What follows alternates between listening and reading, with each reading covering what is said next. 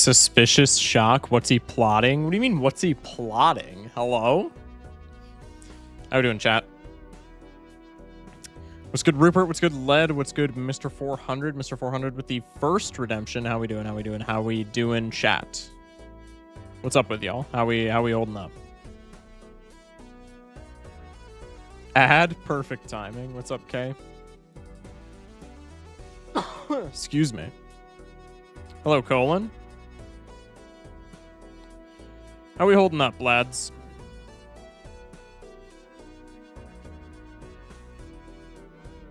Hey, Snev.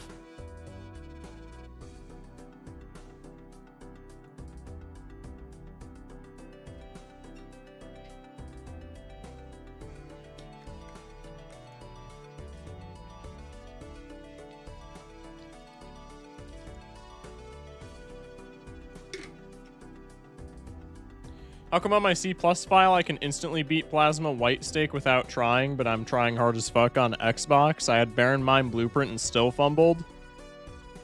Either you top-decked exceptionally badly, or it is the biggest skill issue to ever be studied in this game.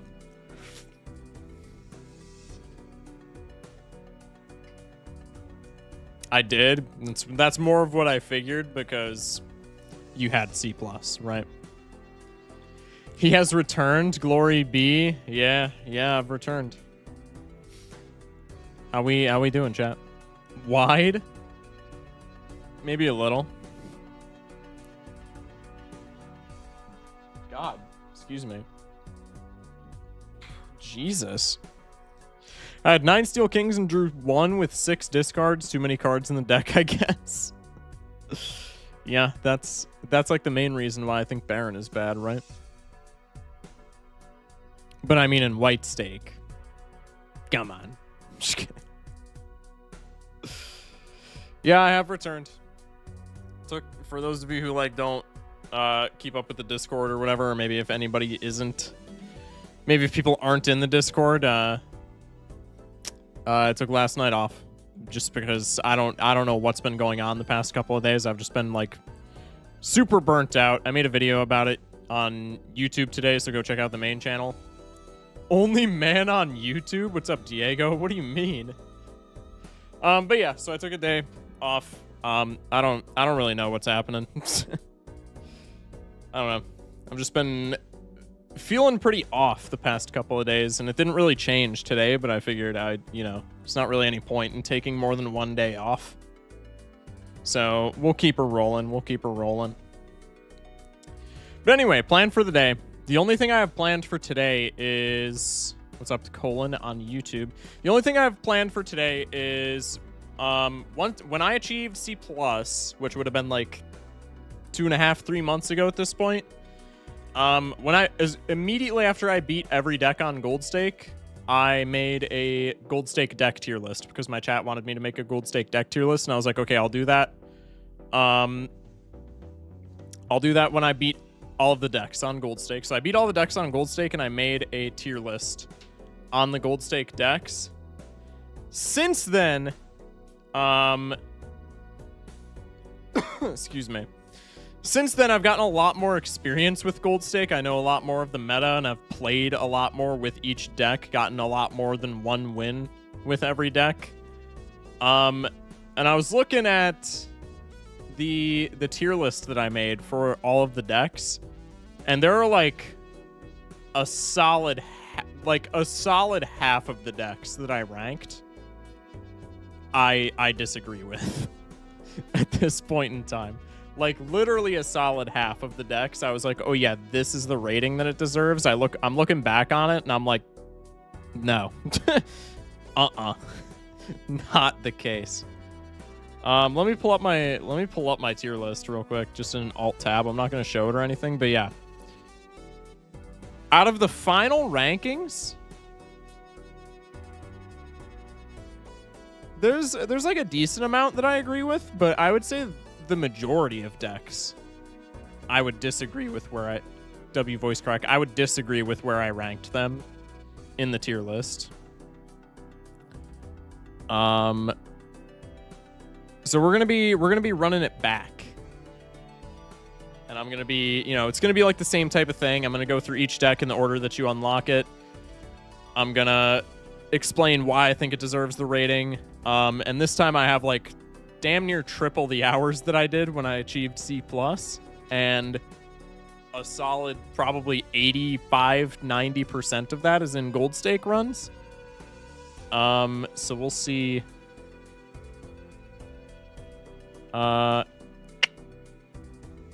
We'll just see. My brain's in like a million different places. I'm reading chats while I'm like trying to do this intro, and I'm like trying to come up with my responses to those chats while I'm like doing the intro, and it's not working well. Anyway. Shock, what's going on with the stream? Nothing's going on with the stream. I checked OBS. We're not dropping frames. So, if there's problems with the stream, it's on your end. I broke my streak because the electricity was out for 5 hours. That's actually so sad. Lazy with the 5-stream streak. Hello, my favorite LGBTQIA streamer, the one and only. Still working on Anal Glyph Gold Stake. I think you misspelled that, but okay. Currently on black. Yeah, Anaglyph sucks. Shock stream to maybe make my nerves stop tweaking. Well, I hope I can help you with that. Welcome in. Welcome in. Are you burnt out from Balatro or just content in general? I don't even really know, honestly. I've just been, I don't know. I've just been feeling very off for the past, like, 2-3 days, and I don't know why. I don't think it's content or Balatro. I think it's just, like, I don't know. Every once in a while, like, it's just kind of like a cyclical, that's a word, right? It's just kind of a cyclical thing with me. Every now and again, I'll just, like, I don't know if it's like cabin fever or what, but every now and again, I'll just, like, start feeling, like, not great. Cyclical, like cycle, having to do with cycles. Just every now and again, I'll just, like, I don't know. I'll just get, like, really weird bouts of just feeling off. Like, I don't think it's like, I don't even necessarily know if it's like burnout or like depression or any of that. I don't think it's any of that, but like, I don't know. Just here and now, I'll get like bouts where I just like feel really off and I like don't want to do anything.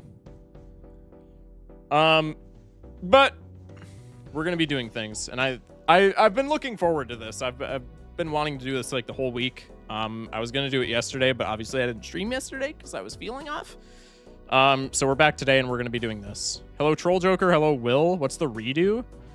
Let's see the tier list right now. Yeah, I got you. We're gonna be getting into it in a second. And then after, I'm assuming this tier list is gonna take like an hour max. After we do this tier list, I have no idea what we're doing. We might do gold stake runs. We might check out Pokemon again because we played that on Thursday. I might even like do something else other than Balatro. I played Clash for like a commentary video on the main channel today, so I might play Clash. I might do, we'll figure it out when we get there.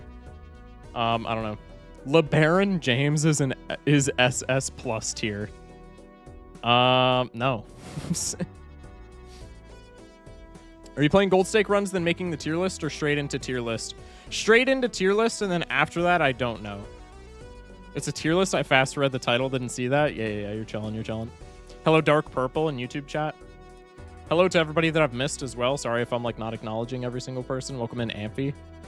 Let's do some Minecraft or something after. Like I said, we'll figure it out. I'll ask around in chat and see what chat wants to do. We'll figure it out. Anyway, I have it up. That's the reason that I started in Wide Shock, is I have this up in the background. I'm gonna turn down. I have Balatro running in the background purely, like I said, I don't know if we're going to be playing it, but I have it running in the background purely just for background noise. So I'm going to turn it down like a little bit, put it from 20 to 15. But that's why I started in Wide Shock mode, is we're doing tier list action. Challenge deck F tier, it sucks. Last time I put challenge deck in S tier, because I hadn't played, I had played like 3 of the challenge decks. We're gonna be ranking challenge deck like practically. Gold stake cryptid mod. I don't think we're gonna be doing cryptid tonight, but like if everybody wants to do cryptid, yeah, maybe we'll do cryptid tonight. I don't know. This is the end after C++, make a tier list and put Balatro on the shelf to collect dust. I don't think I'm ever going to be shelving Balatro.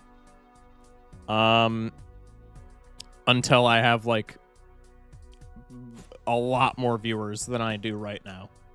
Like, my end goal for streaming is to eventually shelf Balatro, but until then, I'm definitely not going to be, like, shelving it. Thought this was a gold stake jokers list. Bummer. I did say I was going to do one after C++, and I feel like I have a lot of experience with the jokers to where I won't have to remake that list. So I'm thinking I might do that next week. Might do that, you know. I don't know when exactly, but we might do it next week. Is what I'm tossing around. I need help with gold stake painted. Straights. 100%. Abandoned deck is overrated. Background bangers. Are you talking about my background? Huge. Do you have Diet Coke gold sticker? I have gold sticker on everything.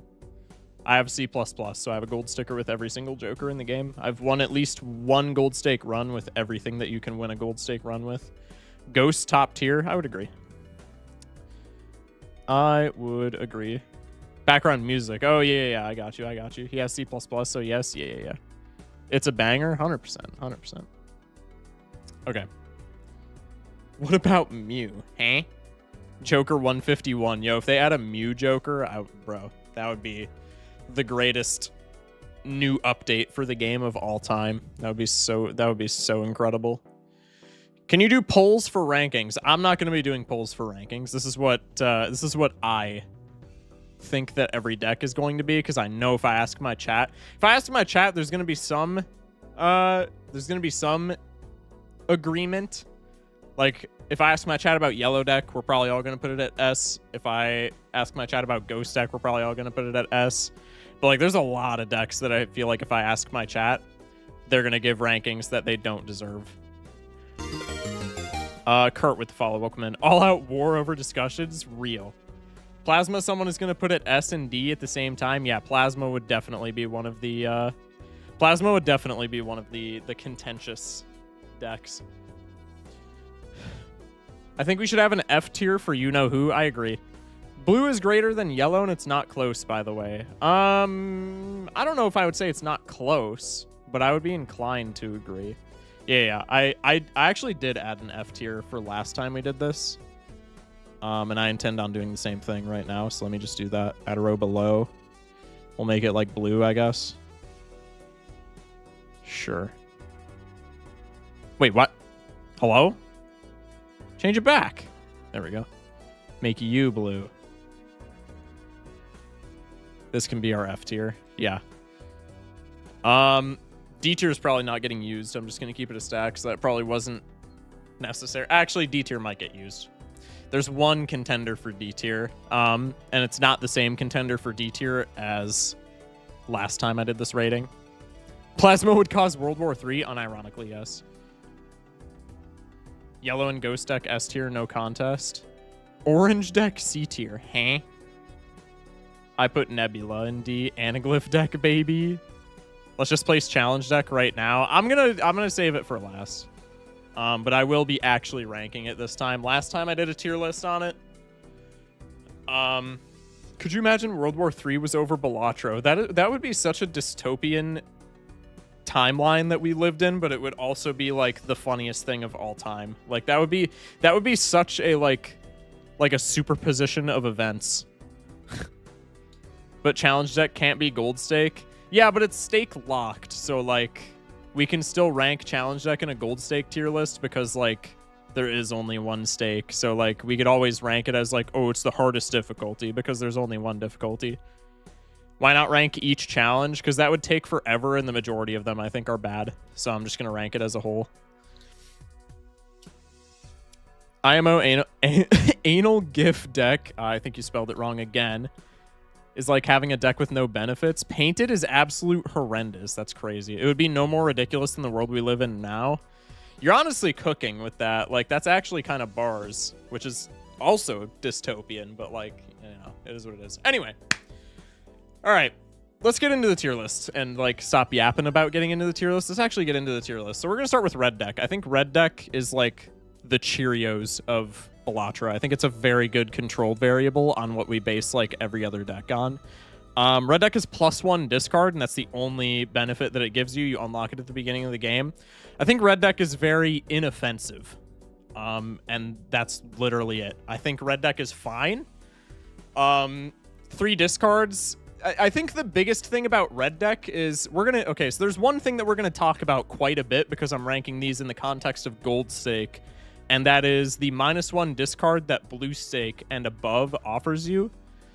If you don't know, you've been living under a rock or you're not super familiar with Bellatra, which is okay. We love noobs on this channel. Blue stake is getting a rework because of how aggressive the -1 discard is in blue stake and above. It's not that -1 discard makes gold stake harder. It's that -1 discard warps the entirety of gold stake around building pairs. Because when you only have 2 discards on top of disregarding blue deck gives you +1 hand, black deck gives you -1 hand, etc. and so on. When blue stake gives you a flat -1 discard, pair is the most consistent, the most spammable build, and it's not close. People argue all the time, flushes are fine for gold stake, straights are fine for gold stake. I put up a poll the other day. I say the other day, this was a month ago at this point, or 2 weeks. I don't know. Time is a weird construct. But I put up a poll, and so many people were saying that straights and flushes were good for gold stake. I think they're on opposite sides of the same spectrum.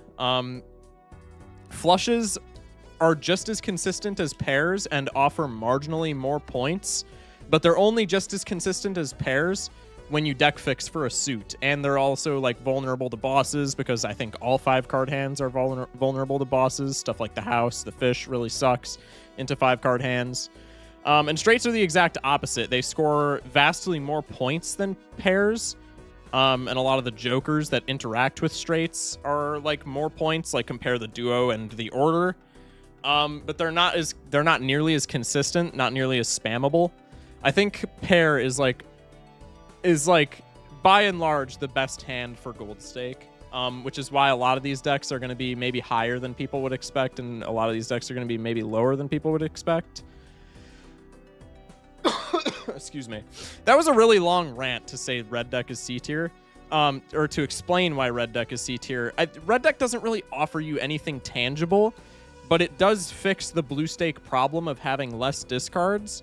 I think red deck is the most, maybe not the most diverse deck in terms of builds, because erratic deck exists, and painted, I guess, by the same token. But red deck, you can very easily play builds that you would normally not want to play because they're inconsistent, because you have that extra discard, because you can see more cards from your deck, right?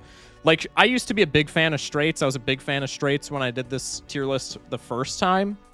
I think straights are fine on red deck because you can a lot of the big problem with straights is that you just end up not finding them, and it really sucks, because if you don't find a straight, you just die. And red deck removes a lot of the difficulty in finding straights because it gives you that extra discard, and etc. and so on. I think red deck is good for build diversity, and that's pretty much it. Everything else that it provides you, you can argue that it gives you more purple seal value, yada yada. I think a lot of that is kind of grasping at straws, but it does offer a lot of diversity, which is kind of a breath of fresh air in gold stake, because 9 out of 10 runs, no matter what deck you're on, it's going to be pair gaming, and red deck can kind of stray away from that, which is pretty nice. All right, between deck intermission. I'm not misspelling anal glyph. I definitely am, but not on purpose, bruh. Oh, but on purpose. Dystopian deck next update. That's crazy. Scrap this onto take 2, huh? You can't not play a high card? Yeah, but high card synergizes with a lot less. And it scales slower, but nobody cares. How do you deck fix for straights? I struggle because I'm so used to flushes. Essentially, you want to pick... well, people argue middle of the road cards fix for those, 10 through 6, 10 through 5. Excuse me. Because, like, you're the most likely to draw them or whatever, or they're, like, the most likely to make straights. But essentially, you just want to pick a range. So maybe if you have, like, a couple enhanced face cards, you say, okay, my face cards are, like, what I want to be making straights with. Like, if you have okay, I think a better example is if you have an enhanced Jack, an enhanced 10, and an enhanced 9, and they're all really nice, you can deck fix for straights by saying, okay, I want to play straights in the Jack through 7 range because those are where all of my great cards are. And then you hang cards on, like, the outsides, or, like, from the outsides in. So, like, if you're playing Jacks through 7s, you're hanging aces first and you're hanging 2s first until you get to that range so that you can more consistently build your straights. It's kind of weird. But yeah. Baron Mime Nebula deck, Unseed, and Nanon Gold Stake. That's weird. Guys, I can't find a straight to IRL. I'm fried. Huh? Red deck is the most beginner friendly. That's why it's the first one the game presents you with. Yeah, I would agree. Gonna be honest, I think red deck is higher for me because of blue stake. Yeah, but, like, the only thing it offers is diversity. Like, you can more easily play, like, your straight builds and, like, maybe your 3 and 4 of a kind builds on red deck, but, like, it doesn't really give you any tangible value that other decks do. It just kind of offers you, like, hey, you can play straights and, like, maybe not be as sad.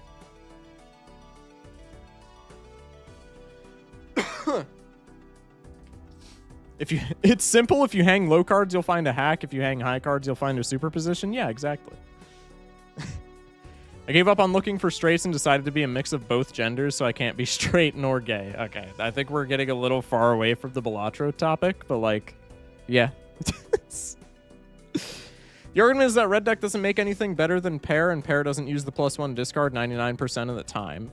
I mean, yeah, but, like, you could still... Small edge cases like Purple Seal and rebate hunting. Yeah. Look at old Focus burning the Saturday Night Oil. Absolutely. That was not Balatro. Yeah, I mean, yeah, that's what I said. Okay. I also didn't do a proper intro for, like, the YouTube video, but that's okay. That's okay. Should I maybe do one right now and then I can do some editing magic? Chat, you wouldn't tell anybody if I did that, right? You wouldn't tell anybody if I did an intro after ranking the first deck? I don't know. Can't wait for a tier list after Blue Stake rework. Oh, you know damn well I'm making another tier list after the Blue Stake rework.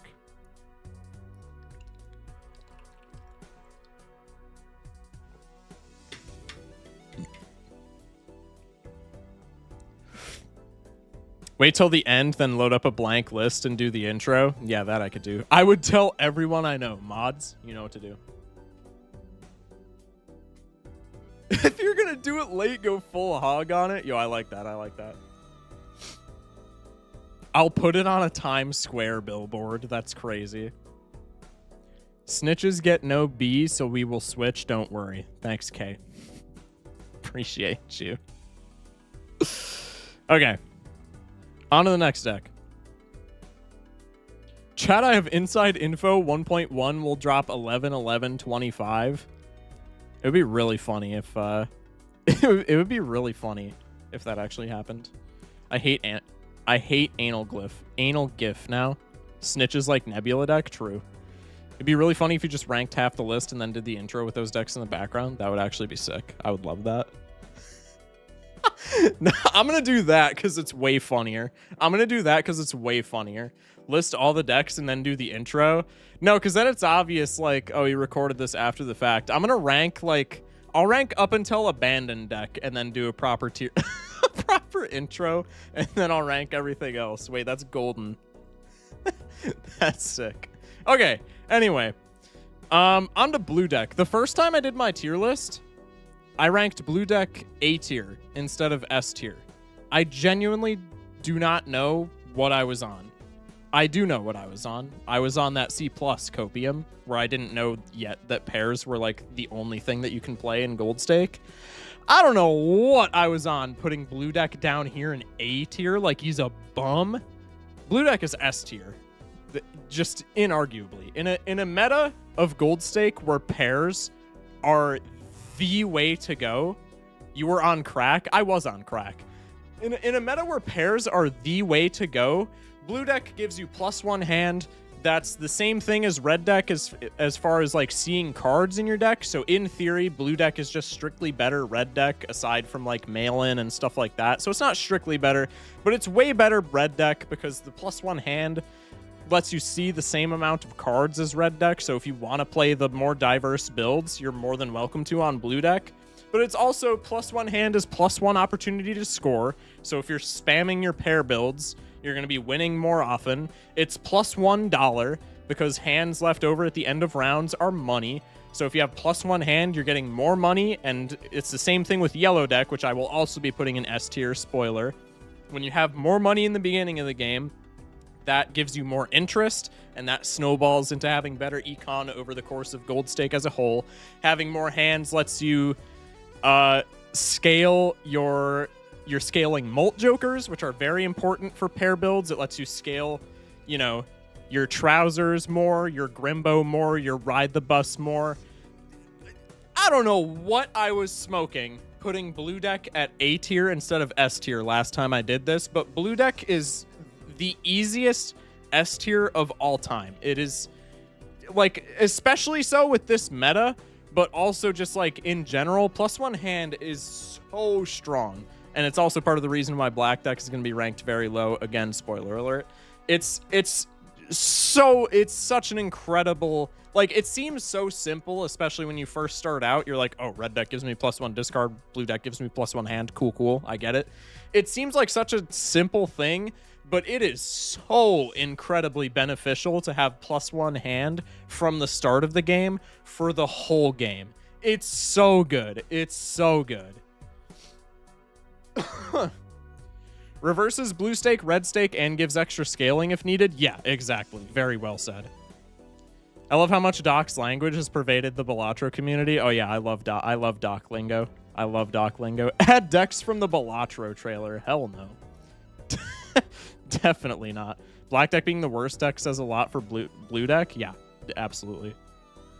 Puts webcam over decks that he ranked for intro. Hi, YouTube. I didn't rank the decks yet. Moves webcam. Yo, that would actually be kind of funny. All right, yellow deck is along the same lines for like somewhat similar reasons, but like it's kind of different. Yellow deck is also an S tier.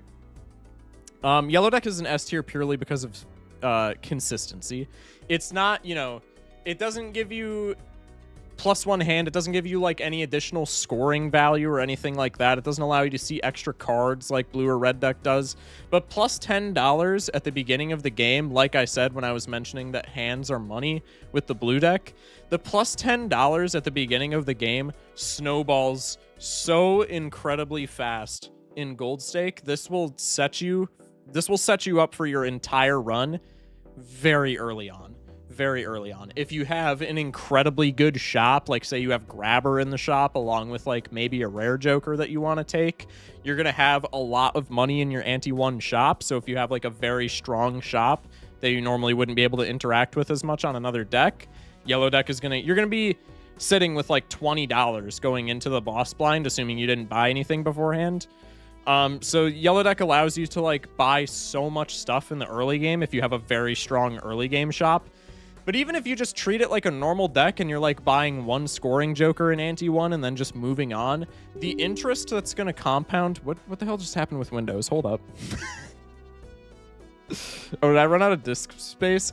No, I ran out of disk space. Fuck. Okay, give me a second. I got to clear disk space. I got to clear disk space so that I could make this into a YouTube video because I'm not downloading this from the VOD. Absolutely not. Give me like 5 seconds, chat. Talk amongst yourselves. Most scuffed tier list ever? Yeah, kinda. Yeah, kinda. Derailed as fuck? Yeah, maybe. It's definitely possible. It's definitely possible. All right, let me delete you. Let me get all of these out of here. How is my disk space full? I have like one... Hello? I have like... Have I just like not... Hang on. Ran out of disk space mid-recording, pro streamer move.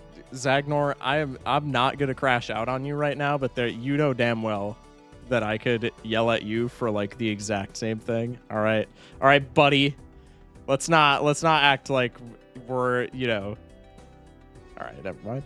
Oh, I just haven't cleared my recycling bin. I was like, what? I was like, how is my disk space possibly full? There's like one old VOD in here, and then I check my recycling bin, and there's like 60 old VODs. There's probably old VODs dating back to like the genesis of this channel in my recycling bin. All right, that makes sense. Smash like, chat. Professional streamer, by the way. I would never make a mistake like that. No, never, never, never. This is content sad YouTube can't see this. Perhaps. All right. No, not display cap. Window cap. Where are you at? Hello? There we go. Perfect. All right. Bang.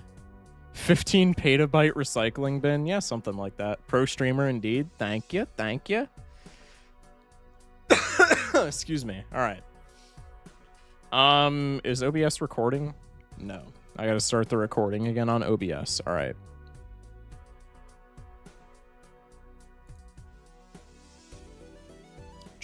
Let me put chat back on screen so I can read it. All right, now that absolutely nothing happened to my recording software because I definitely wasn't low on disk space before I started the recording for this tier list.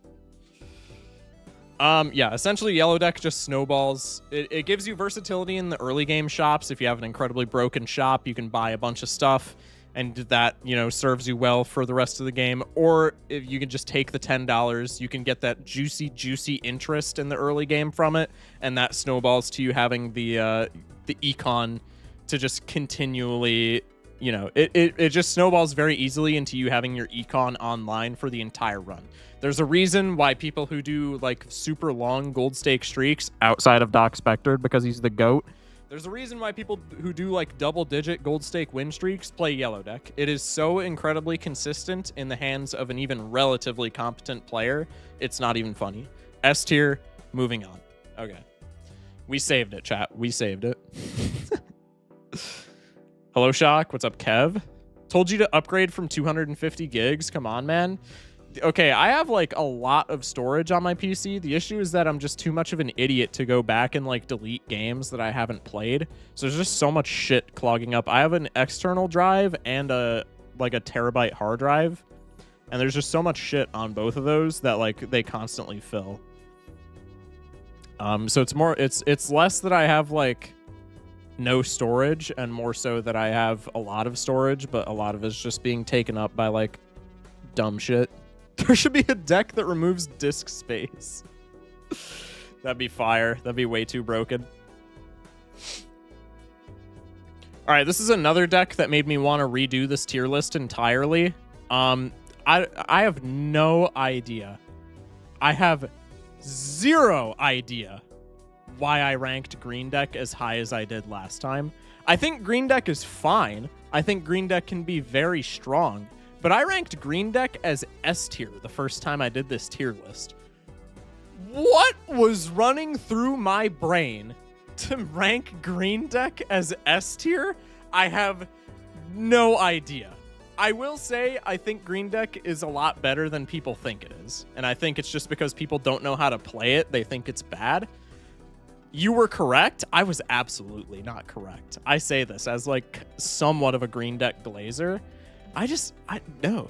You said because you can roll down to not worry about interest. Well, yeah, my idea when I first did the tier list was like Green Deck is really good for people who are maybe not familiar with Gold Stake, because such a large part of Gold Stake is like having your econ figured out, and Green Deck kind of does that for you because you can just blow off interest entirely. And the idea is like kind of there for like super new to Gold Stake players, but now as somebody with like probably damn near 300 hours of Gold Stake experience at minimum, it's just such a bad way it's just such a bad way of like playing Gold Stake even on Green Deck. It's just so weird. Starting off, pairs, Green Deck does punish you really hard if you can't find good jokers. Yeah, that's also true. Green deck is a tier. I love tier list coming from a fighting game player. Welcome in, Aiden. So green deck is just weird because it gives you money based on your discards and hands left over rather than having interest.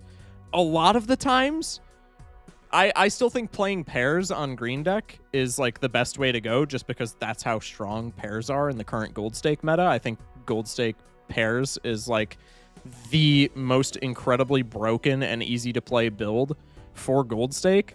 But a lot of the time, especially in the early game, you're going to be playing a lot of hands if you're playing pairs because you're going to be having, you know, scaling mult jokers. You're going to be having scaling chips jokers sometimes.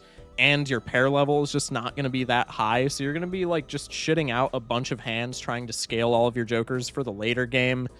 And that's going to rob you of a lot of money on green deck. Additionally, part of the merit of playing pairs is you can like discard freely to get your gold cards in your hand because you only need to play 2 cards to play a pair. So the other 6 cards that are in your hand can just be value pieces. A lot of the times you're going to be wanting to discard to find your blue seals. Blue seals are incredibly valuable in gold stake for winning runs, especially on pair builds. Again, you're going to be wanting to discard to find those.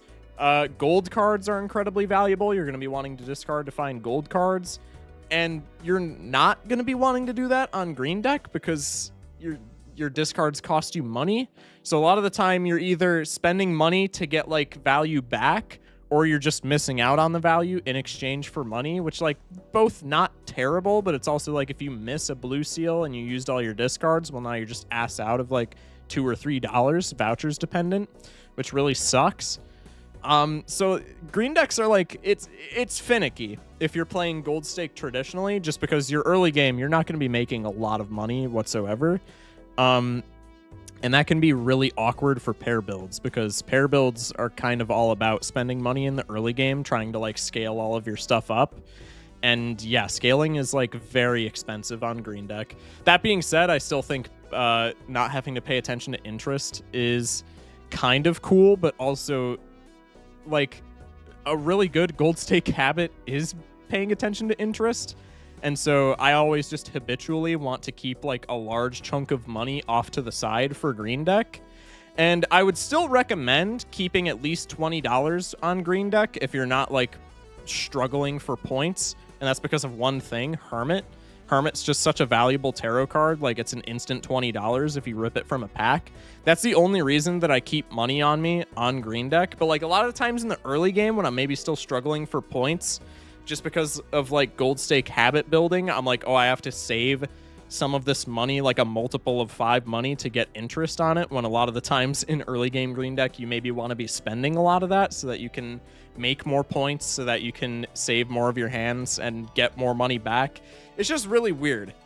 So I don't think it's like, it's definitely not S. I don't know what I was smoking to rate this S the first time I did this tier list. I don't think it's necessarily bad. I would probably still rank it above red deck, but it's like, it's kind of an in-between B tier and C tier for me. Like I don't, it's not bad by any means. Like I don't think green deck is detrimental to you in any way, shape, or form, but it doesn't provide much unless you get like really lucky or you like really know what you're doing. I think just because there's such a like, there's so much variance for it to provide value for you, that I think I'm going to put it at B tier, because like if you get vouchers that increase your hands or discards, you're getting a lot more money. You know, if you're maybe not playing pairs, then you're probably like, if you're playing a build that wins in one hand, then you're getting a ton of money from leftover hands. Doesn't happen all the time, but it can happen. I think it's B. I think B tier is fine. We'll say green deck does let you make money during the small blinds. Yeah, very true. Why not get a red seal on a blue seal to get 2 planet cards with 1 card? Yo, that's so true. It's low B, high C. Yeah, that's what I'm saying. Like, I think you could get away with putting it. I think it's above red deck no matter what. I think you could get away with putting it in C tier. I think there's more potential for it to be B tier, but like it is very, very in between for me. Like, I don't know. Oh, gee, I wonder where the next deck is going. Make a new tier for black deck. Well, that's what I did. This tier list didn't have the F tier to start with, so I made the F tier, and that's where black deck is going. Let me tell you guys about black deck, all right? There's a series on my channel. It's been somewhat discontinued because I haven't posted an episode in the series in like a handful of weeks. But there was a series on my channel where I wanted to see if it was possible to Winstreak Gold Stake on black deck only because it's so bad.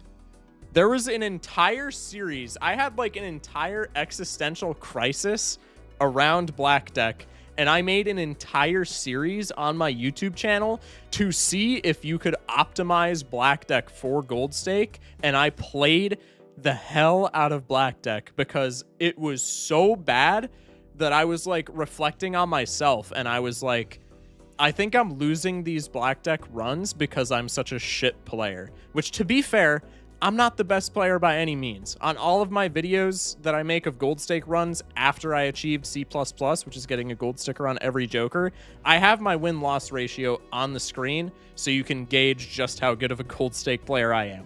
I will say my win-loss over all of the decks, less than 50%. Not a great gold stake player. That being said, black deck is insanely bad. Insanely bad. It is such noob bait, it's not even funny. Because when you first load into this game, chances are, unless you're like watching outside sources, like if you're learning to play this game yourself, you are probably going into every deck thinking, okay, my jokers are where my scoring comes from. And so you look at black deck and you say, +1 joker slot. That's incredible. This was my exact thought process when I first started the game, when I was a young lad, like 8 months ago or whenever it was. I was like, +1 joker slot. I mean, yeah, -1 hand. That kind of sucks, but like +1 joker slot, the -1 hand doesn't matter if I'm just going to be blowing through the blinds in one hand. +1 joker slot, that's insane. How wrong everybody with that mindset was. Oh my goodness. This deck, +1 joker slot is really good. Don't get me wrong. +1 joker slot is fantastic. So they had to balance it with a downside that is the worst in the entire game.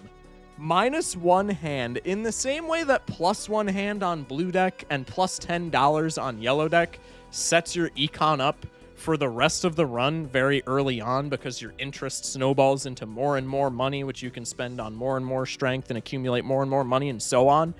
Black deck does the exact opposite.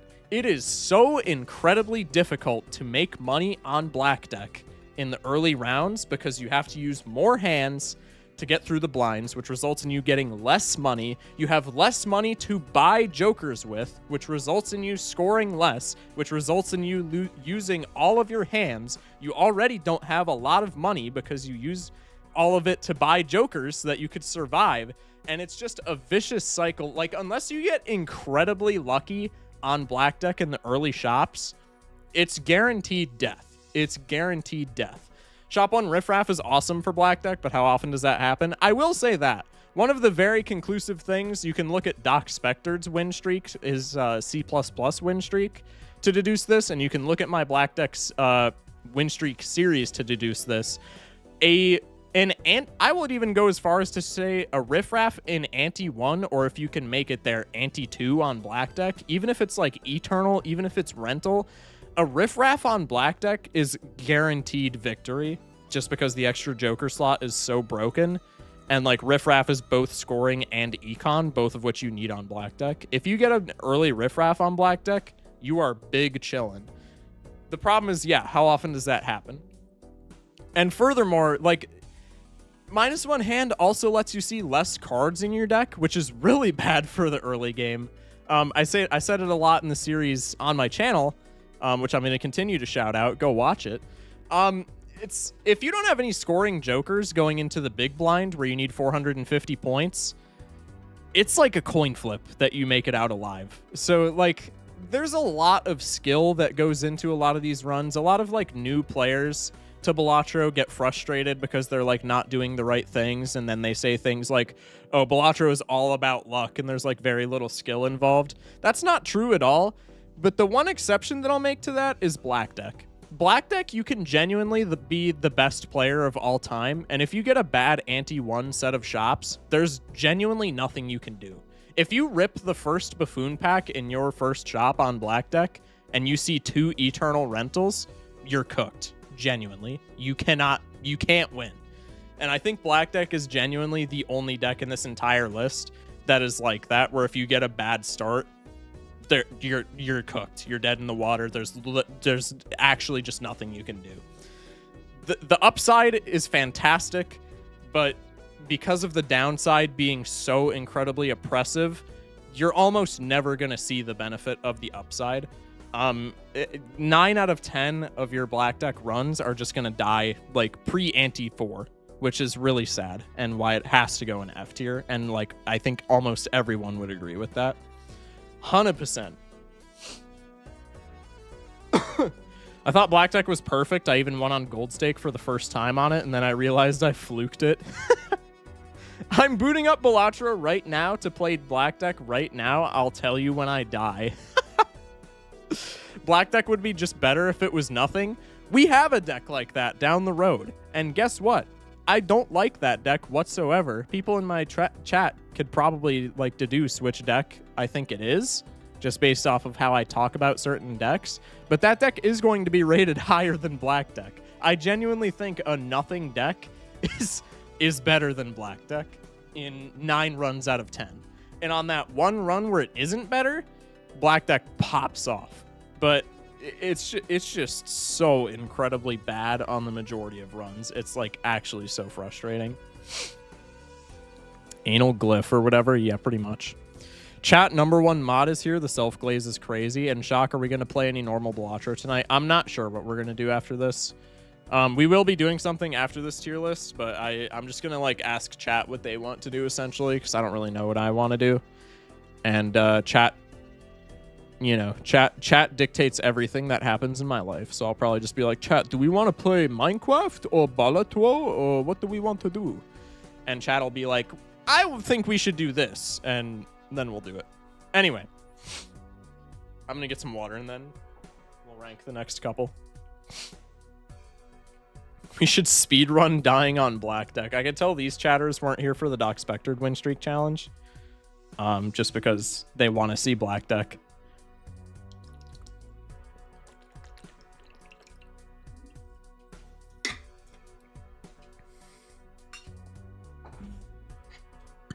If Abandoned Deck isn't S tier, I will be posting it on Twitter. That's the duality of YouTube chat, because we literally had a chatter earlier that was like, Abandoned Deck is the most overrated thing ever.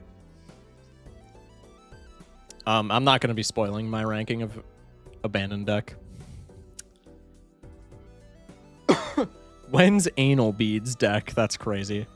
Anyway, Magic Deck. Magic Deck I'm not like super familiar with. I haven't played a ton of this deck, like even in all of my hours. But it's like really good. Like every time I do play it, it's simple, but like I'm kind of blown away by how great it is. Tiochi with the follow. Welcome in. I kind of want to put it A tier. I'm not gonna lie.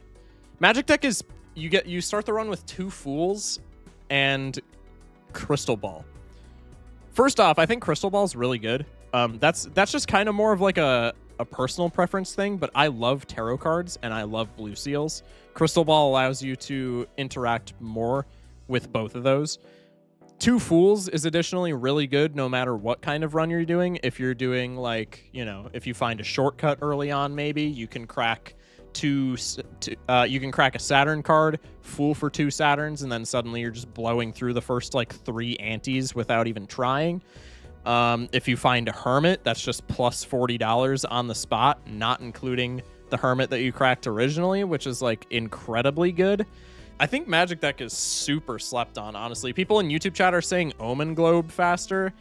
I don't like basing like decks off of tier 2 vouchers, just because you're almost like never seeing them in Gold Stake, because you only have the 8 antes, and like one of those antes you're probably not buying a voucher, ante 1.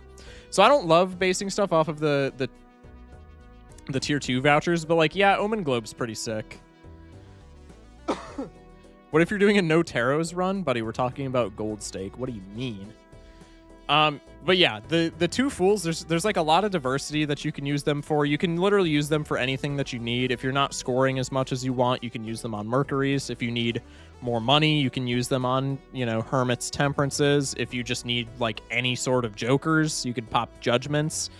The diversity is there, and it's like not goofy diversity like a deck down further in the list. It's like diversity that you can actually like somewhat judge and be like, okay, I need this specific thing, so let me pop these fools for that specific thing, and now I'm like much stronger. I think Magic Deck is so slept on. I feel like nobody talks about Magic Deck, including myself, because I don't play it a ton, but like every time I play it, dude, it's just a smash hit. Like, it is so hard to lose on Magic Deck if you are using it efficiently. Obviously, if you're holding it for 2 Hermits every single time, you're probably gonna die. Not every single run. Like, the plus $40 is insane, but not every single run is going to be at a point where, oh, we can hold these for the first, like, 5 antes, and now we found a Hermit, and now we could get plus $40. That's not efficient. But, like, there's just so much value that you can generate off of 2 fools, and Crystal Ball is just, like, the cherry on top, because you can tarot block more with it. You can harvest more planet cards from your blue seals. It's just so good.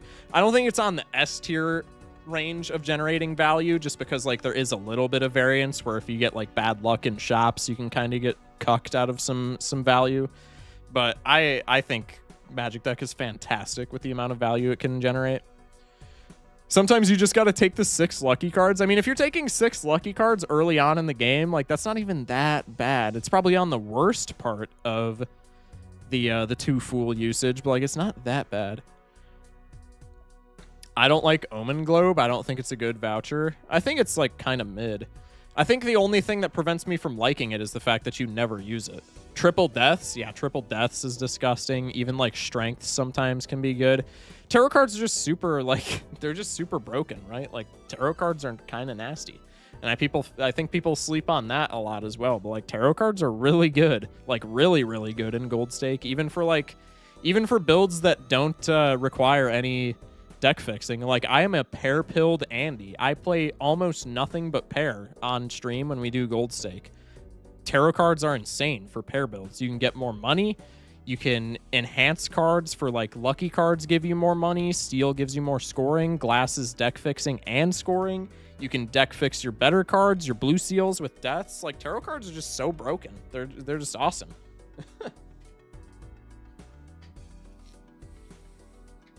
Lucky cards are my favorite enhancement. The more I play, the more I realize glass is like slept on, and gold, but lucky cards are really nice.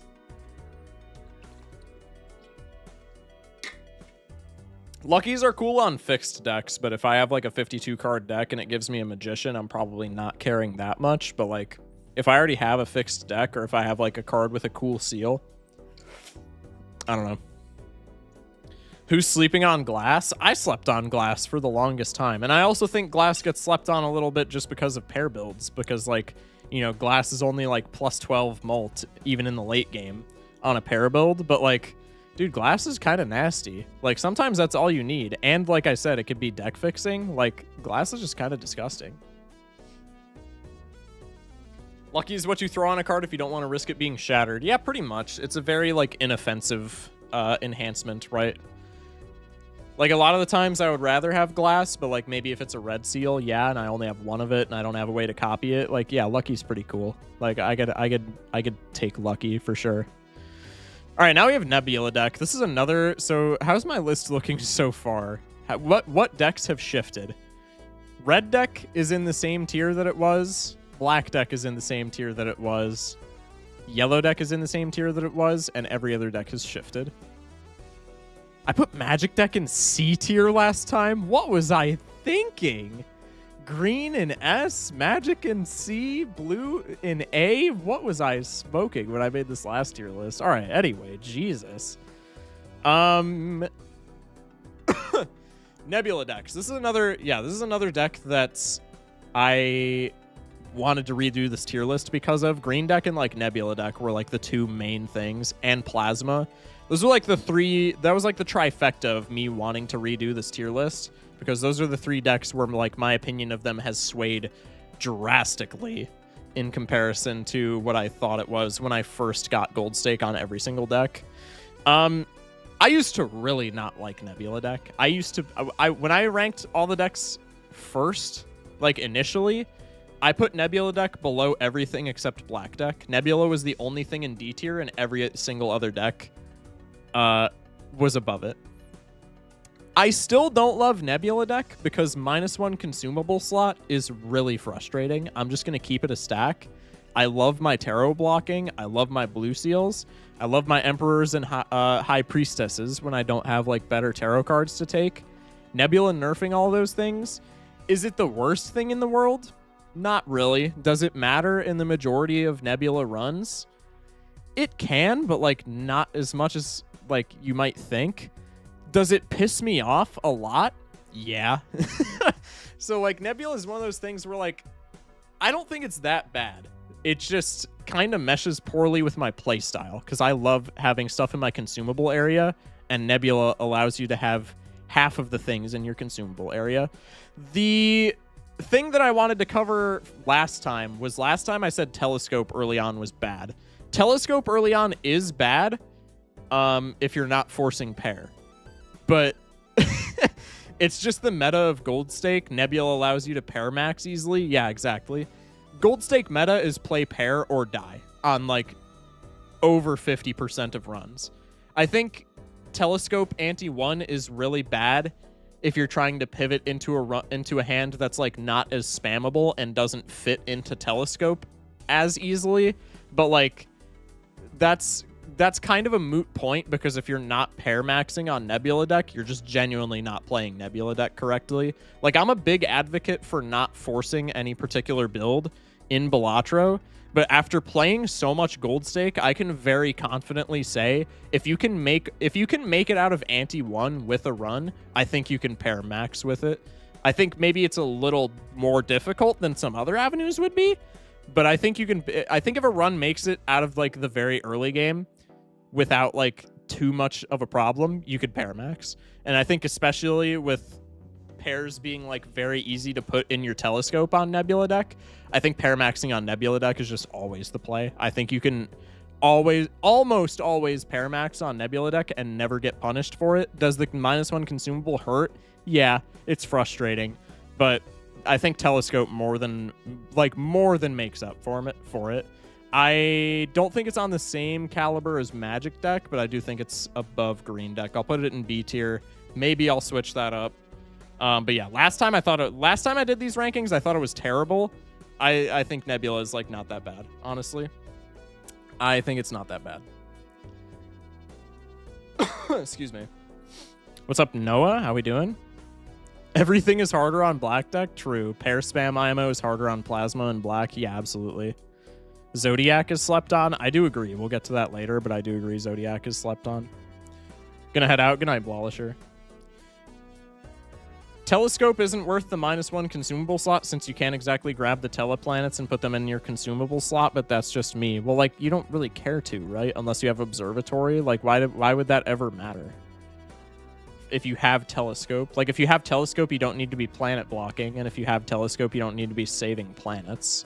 So, like, I think Telescope is fine. The -1 consumable is annoying, but, like, I think Telescope, if you're paramaxing, more than makes up for it.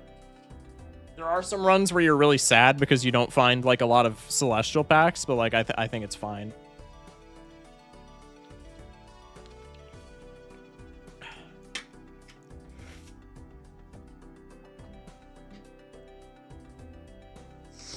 All right. Anyway, Ghost deck.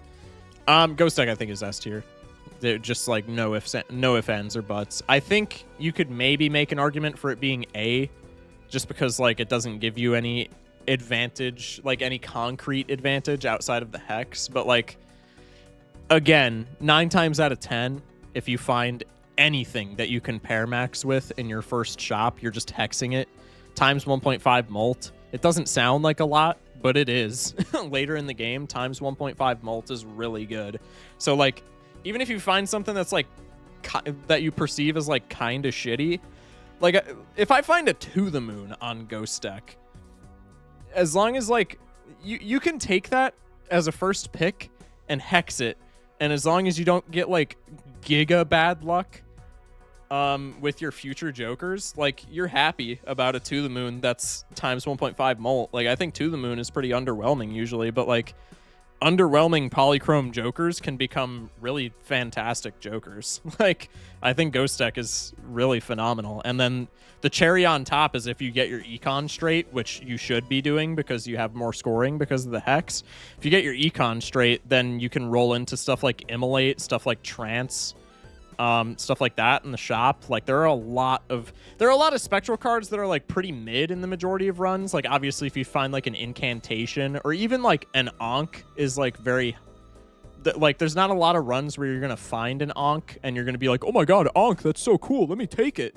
But like Trance, Gold Seal, Immolate, there's a lot of planet cards. There's a lot of spectral cards where like if you're finding them in the shop, you're just ripping them immediately because they generate a ton of value. I think Hex deck is just I think Ghost deck is just incredible. Free Polychrome Joker is already like really good. I would probably already rank it at like the highest of B or like low to mid A if it was just you get a Hex card and that's it. But like also having the opportunity to run into other spectral cards in the shop, like I think it's fine. I think Ghost deck is really good.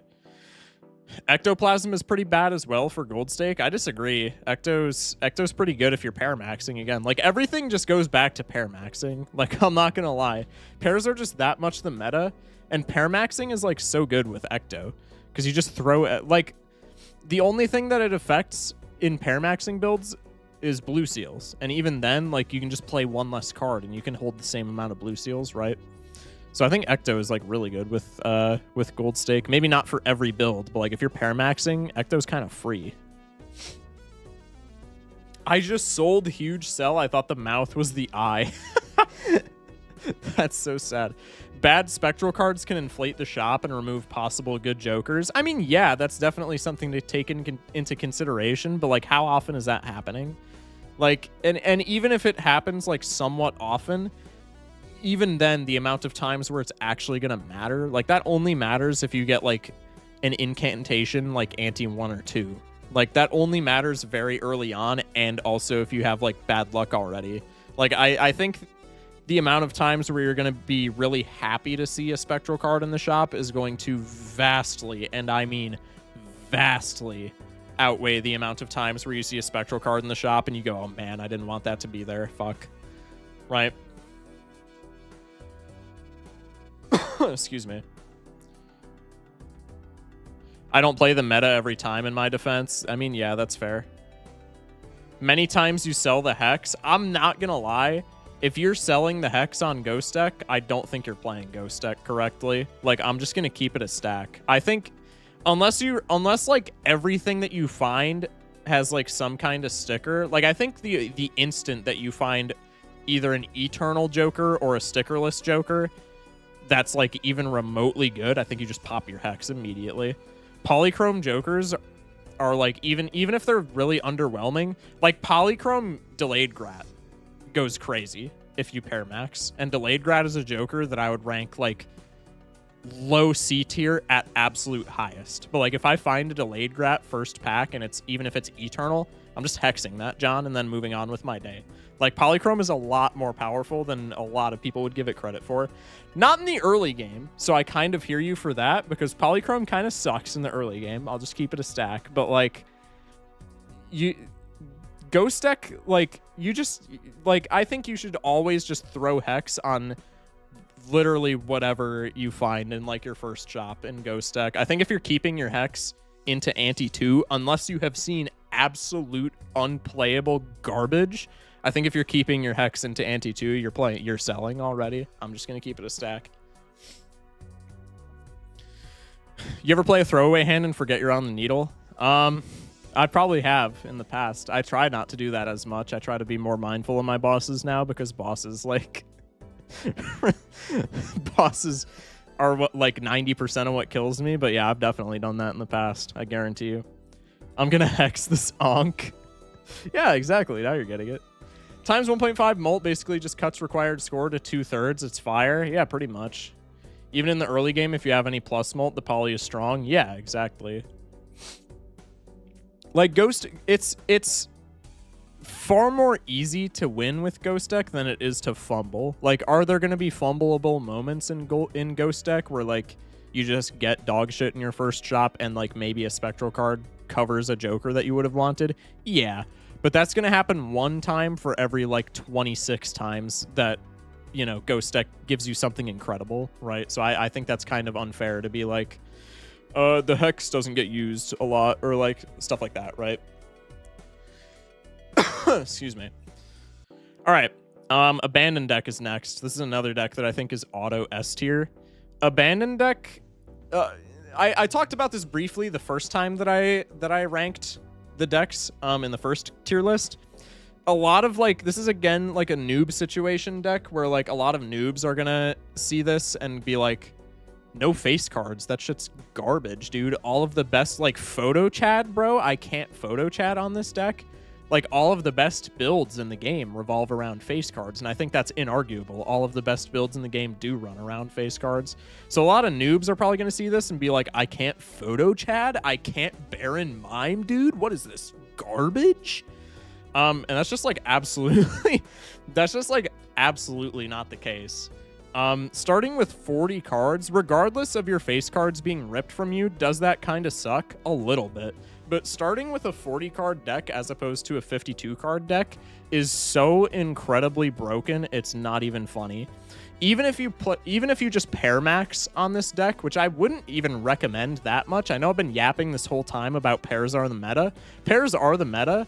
Abandon Deck is kind of the exception, because Abandon Deck you can like very easily pivot into like harder to play builds on Abandon Deck. With 4 hands and 2 discards, that allows you to see what, 25 cards right before you play your last hand, and then you get to see 8 more cards on top of that because of your opening hand, assuming you have like base hand size. So if you cut 7 cards from your deck in Abandon Deck with no other vouchers or anything providing you extra hands or discards, if you cut 7 cards from Abandon Deck, you can see your entire deck. And that makes builds like 5 of a kind, like Flush 5, stuff like that, incredibly consistent to play. And even like just having a lower base amount of ranks in the game, 3 of a kind, I've played a lot of 3 of a kind on Abandon Deck. Not on stream necessarily, but like on my phone I was fumbling with Abandon Deck. I would argue that 3 of a kind is pretty much just pairs on Abandon Deck. Is it as consistent? Obviously not, because you're going to be top decking, especially on Abandon Deck, you're going to be top decking pairs without even having to try. But like 3 of a kind is pretty damn spammable on Abandon Deck. Like having a smaller deck is just, it's a lot better in a lot of ways that you might not understand. It makes builds way more consistent. You see enhanced cards more because you have, you know, a smaller deck. You have a bigger density of enhanced cards. If you have like 3 blue seals in a 40 card deck, you're going to be seeing them a lot more than if you had 3 blue seals in a 52 card deck. You're going to be able to play those big hands because you can see your whole deck. I just think Abandon Deck, does it like turn off photo chat? Yeah. Not necessarily though, because of my video that I posted, I think yesterday, or maybe, no, it was definitely yesterday. It doesn't even necessarily turn off photo chat, but like, does not having face cards suck like this much? Yeah, it sucks like a little bit. But the reward that you get in return for not being able to play photo chat is just so incredibly nasty that like that does not matter whatsoever. It's like, it's the same thing that we talked about with like Ghost Deck, where like, does a spectral card sometimes block the shop? Yeah. Is there sometimes going to be a run where your very first shop is like Faceless Joker, Scary Face, or like photo chat in the same shop? Yeah. Are those circumstances going to be vastly outnumbered by the fact that you can like so consistently just play better builds? Yeah. Abandon Deck is S tier. That's like all there is to it.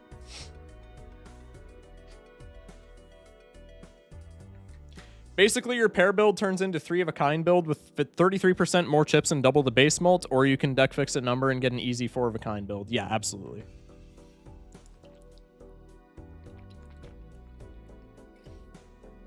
When you rank boss blinds, the I is in S+++ tier because pair maxing. Unironically, yes. Unironically, yes. Okay, but a bigger deck is more pleasing. Mods, can we get a ban on that chatter real quick? You know, not because of any like personal biases or anything. Just like I don't know if I care for that.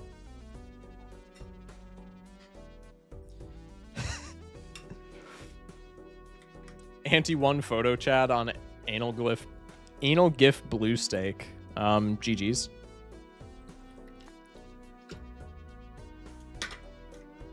Abandoned deck also makes straights so easy to fix for. Also, if you, yeah. Along the same lines, if you need a, the elites don't want you to know this, but if you need a gold sticker on superposition, play abandoned deck. Spam abandoned deck. Superposition is like actually kind of nasty on abandoned deck.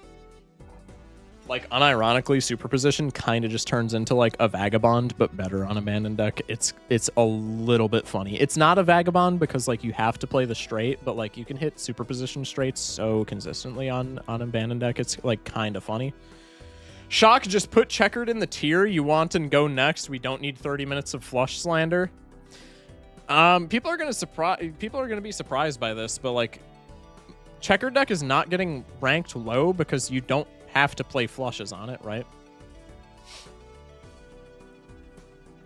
Can we skip checkered, please? We not trying to hear your 20-minute essay again. Okay. We should make the intro. Oh, yeah. I said I would do the intro after abandoned deck. That's right. All right.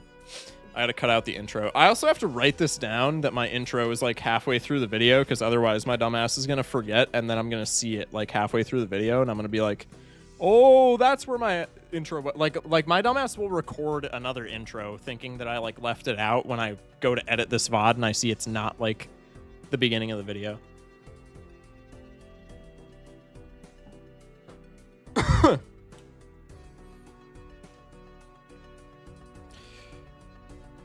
Gold stake deck intro after abandoned. Wow, my handwriting is like actually kind of bad. All right.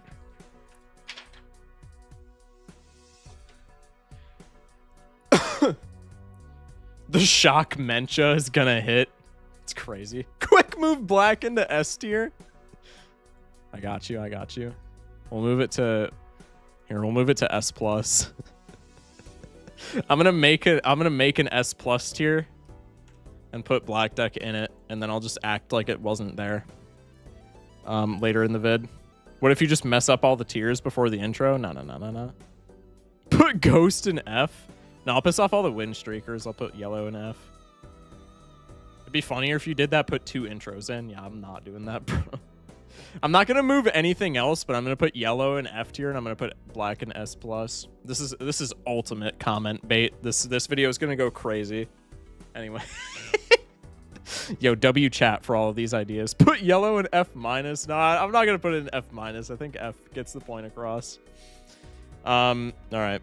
What do I want the intro to be? I essentially just want it to be like, hey, I'm re-recording this because like the first time I did it, I was a dipshit and like didn't know how to play the game. Recolor S+ to like gray so it looks more legit. I think it's fine at yellow. I'm not gonna lie. We need the classic surprised Pikachu face. Hello, you shockers. Yeah, I'm never doing that for my intro. Chat, if I ever open a YouTube video with hello, you shockers, and it's not in an ironic fashion, I want somebody to DDoS me, and I want somebody to dox my address, and I want somebody to come to my house and put me down. I'm just throwing that out there. If I ever say hello, you shockers, and it's not like in a complete ironic fashion, that's how I know like it's over for me. And I don't mean like my career. I just mean like in general, like I need to, you know, I need to stop. I would unsubscribe my sub I was gifted. I wouldn't blame you. I'd probably turn ads off on my videos if I did that. I'd have a moment of clarity and I would go, what the hell am I doing? Make bottom tier black because that's where black belongs. That's gonna get you in some very hot water on Twitter. I'm just gonna say you gotta watch out when you say shit like that, dude. Holy hell. I will ship a pipe bomb in your mail if you do that in Minecraft. No, I think it's fine where it's at. I think the color tiers are fine. All right, chat, shut up. I gotta do my intro. God, chat, shut up. I gotta do the intro. Lock in. All right. We're doing the gold stake deck tier list again. The last time I did this was directly after I got C+, aka the last time I did this was, I'm just going to redo that. That was so bad. Hi, YouTube. It's not on screen, bro. What do you mean? Hi, shockers. That's crazy. Hi, YouTube. You suck. You guys aren't on screen. All right, I got to redo that because I stuttered. Chat, the amount of, also, I just want to say this, the amount of times that I have to re-record my main channel intros, like voiceovers, because I stutter like an idiot, it's like every single time. Hello, YouTube shockers. Hi, YouTube. You're on YouTube. Anyway. All right. We're doing a gold stake deck tier list. We're redoing this. The last time I ranked these decks was directly after I achieved C+, which was beating every deck on gold stake at least once. So I was like a fresh gold stake gamer the last time I ranked these decks, and now that I have like probably 300 hours more of gold stake experience than I did back then, there are a lot, and I mean a lot, of rankings from that tier list that I just vastly disagree with, whether it's like my playstyle has changed or I've learned more of the meta, or if I was just on crack. There's like a lot that I think needs to change about that tier list. So for the sake of like not spreading misinformation, I'm redoing it because I disagree with like half of my own ratings at this point. So we're doing it again. All right, let's get into it. Chat, I feel like that was a pretty good intro. It's me again, YouTube. What's up, Junior? I can't believe I threw a photo Chad run. I can. I'm alive because of Blueprint and Burnt Joker. Now we got to move the tiers around again. Yeah, that's true. But misinformation is cool. Misinformation is cool only if you're like Vagabond. Only if you have a check mark. Misinformation is only cool if you're verified so people actually believe you. Once I get a check mark on YouTube, you better believe that like half of my existence is going to be spreading misinformation. Until then, it's just not as funny, chat. I'm going to keep it a stack. I need the stuff you took when you made that first tier list. I need it again. I forgot what it was I was on so much. That's crazy. Anyway. Okay, I think I fixed the tiers, right? I think everything is back where it's supposed to be. Okay, checkered deck. My chat's yelling at me on both platforms because they think I'm going to rank checkered deck low because I hate flushes. I already went into the rant when we discussed red deck on why I hate flushes. They're just pairs, but less consistent and more deck fixing requiring. So I think flushes are really bad. That being said, you don't have to play flushes on checkered deck, so I don't know why everybody's freaking out thinking that I'm going to like rank this super low. You can just play pairs on checkered deck and it works completely fine. It's like this much annoying because there are hands where like the cards that you want to cycle alongside your pair will result in you playing a flush. So like maybe you have to cycle a card here and there that you don't want to cycle. But like that's a very minute thing. Most of the time that really doesn't matter. I think checkered deck's just like like not liking, just because I don't like flushes, like I think it's very mid. It's very easy to like play flushes and then pivot into flush house. I'll give it that. Or like even straight flush if you get something like a shortcut is kind of just free. So like there's a lot of, I think it's just on the same level as red deck where like, is there a lot of opportunity that the deck provides you to like play more diverse builds other than pair? Yeah. Does it give you anything tangible outside of that? No. A lot of the times the deck fixing isn't really going to matter. I will say, okay, I wanted to put it at C tier. I will say, I'm still putting it at C tier, actually. I'm still putting it at C tier. But I am going to put it above red deck because I will say the one consistent thing that I actually really love about checkered deck is something that it shares in common with plasma deck. And that is because the deck is like fixed in a certain way very early on. You can get through the entirety of the first ante without buying any jokers. Like every single time you load up Gold Stake. You can get into a run with checkered deck and not open any buffoon packs and just effortlessly beat ante 1, which I think that's really cool. I think that's like definitely actually something that checkered deck does really well. I think that's like a very good thing going for it, because it doesn't force you to like have these crappy early game shops where like maybe you open a buffoon pack and there's just garbage in it. Like it's the same thing as like Plasma, where like you don't have to open packs just because you know your scoring is already online.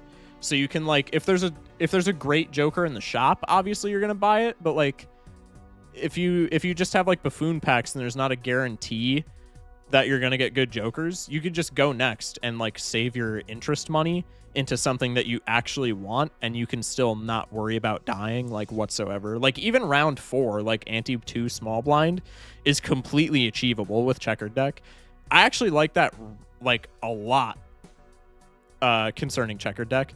Otherwise I think it's just like really mid. Otherwise I think it's just like really there's like nothing that it offers you. Or maybe I should say there's nothing that it offers me, because I don't like flushes. I really don't like flushes. But like it's not bad. It doesn't offer you anything, so it's not like fantastic. Not sponsored, but like it actually I'm putting it below. I don't know. It's on the same level as red deck because like it encourages the diversity, but like red deck actually gives you something tangible. I guess so does checkered deck if you're playing flush. I just don't like flushes. This is my tier list. I'm putting it below red deck. A lot of people would probably put it above red deck. A lot of people would probably put it in B or A tier. That's just not how I play. I hate flushes. Anyway, we're moving on. I love flush horse. That's crazy. You were on that mac and cheese powder last tier list? Yeah, maybe. Shock is really racist towards flushes. Dude, they're just not good. Flush builds are everything that, like, flush builds just want to be pair builds. Also, nice voice crack. I'm taking away your mod badge for 6 weeks. You can come back when you're not commenting on my voice cracks. All right, buddy. No, flush builds are just genuinely everything that pairs wish they, or other way around. Other way around. Don't clip that. Pair builds are just everything that flush builds wish they could be. Flush gives you marginally more points, but like pairs are just way more consistent. You guaranteed draw pairs every single time you draw cards to your hand, and they give you like this much less points, but you can literally play a pair every single hand without even having to try. Like pairs are just so much better. Flushes have more potential for like bigger point builds later in the game, but like pairs consistently prove themselves worthy of beating ante 8 time and again. So like there's really no reason to just play there's really no reason to play flush house or something like that if you just play pair and it's like way more consistent, right? I don't know. I just again, it's just like kind of a personal thing, but like they're just not good. They're just inconsistent pairs. Like, I'm sorry. If straights are straight and flushes are gay, then Shock doesn't like flushes, Shock doesn't like gay, Shock is homophobic. That is some crazy mental gymnastics. That's wild. Flush has 5 cards in it instead of 2, which is very pleasing to the eye. Once again, bigger is better. I think that's also bad. I know you're like kind of joking by saying bigger is better. Also, I thought I said to ban that chatter. I know you're like kind of joking with that, but like one argument for flushes is like, oh, you can score more enhanced cards. But it's also like, I think blue seals are way more important and gold cards are way more important than stuff like that. And pairs allow you to keep more of your like held in hand. Like the basis of my like determination on why enhancements for flushes don't matter is I think unless it's strictly glass, I think held in hand enhancements are just way better than like on play enhancement. But flushes need to be gay because straights are straight. How? Are some of your mods IRL friends? I can't bring myself to mod my homie because I know he would absolutely ruin my stream before it even gets off the ground. I have 1 or 2 mods that are IRL friends, but the majority of my mods are just like longtime viewers, and I think that's like the better. I think that's like the better way to do it, because like if you have consistent viewers, then they like know what your stream is like, and I can like joke about like, hey, ban that chatter, and like 9 out of 10 times, 9 out of 10 times, my mods will be like, oh, he's joking, right? Or oh, he's serious.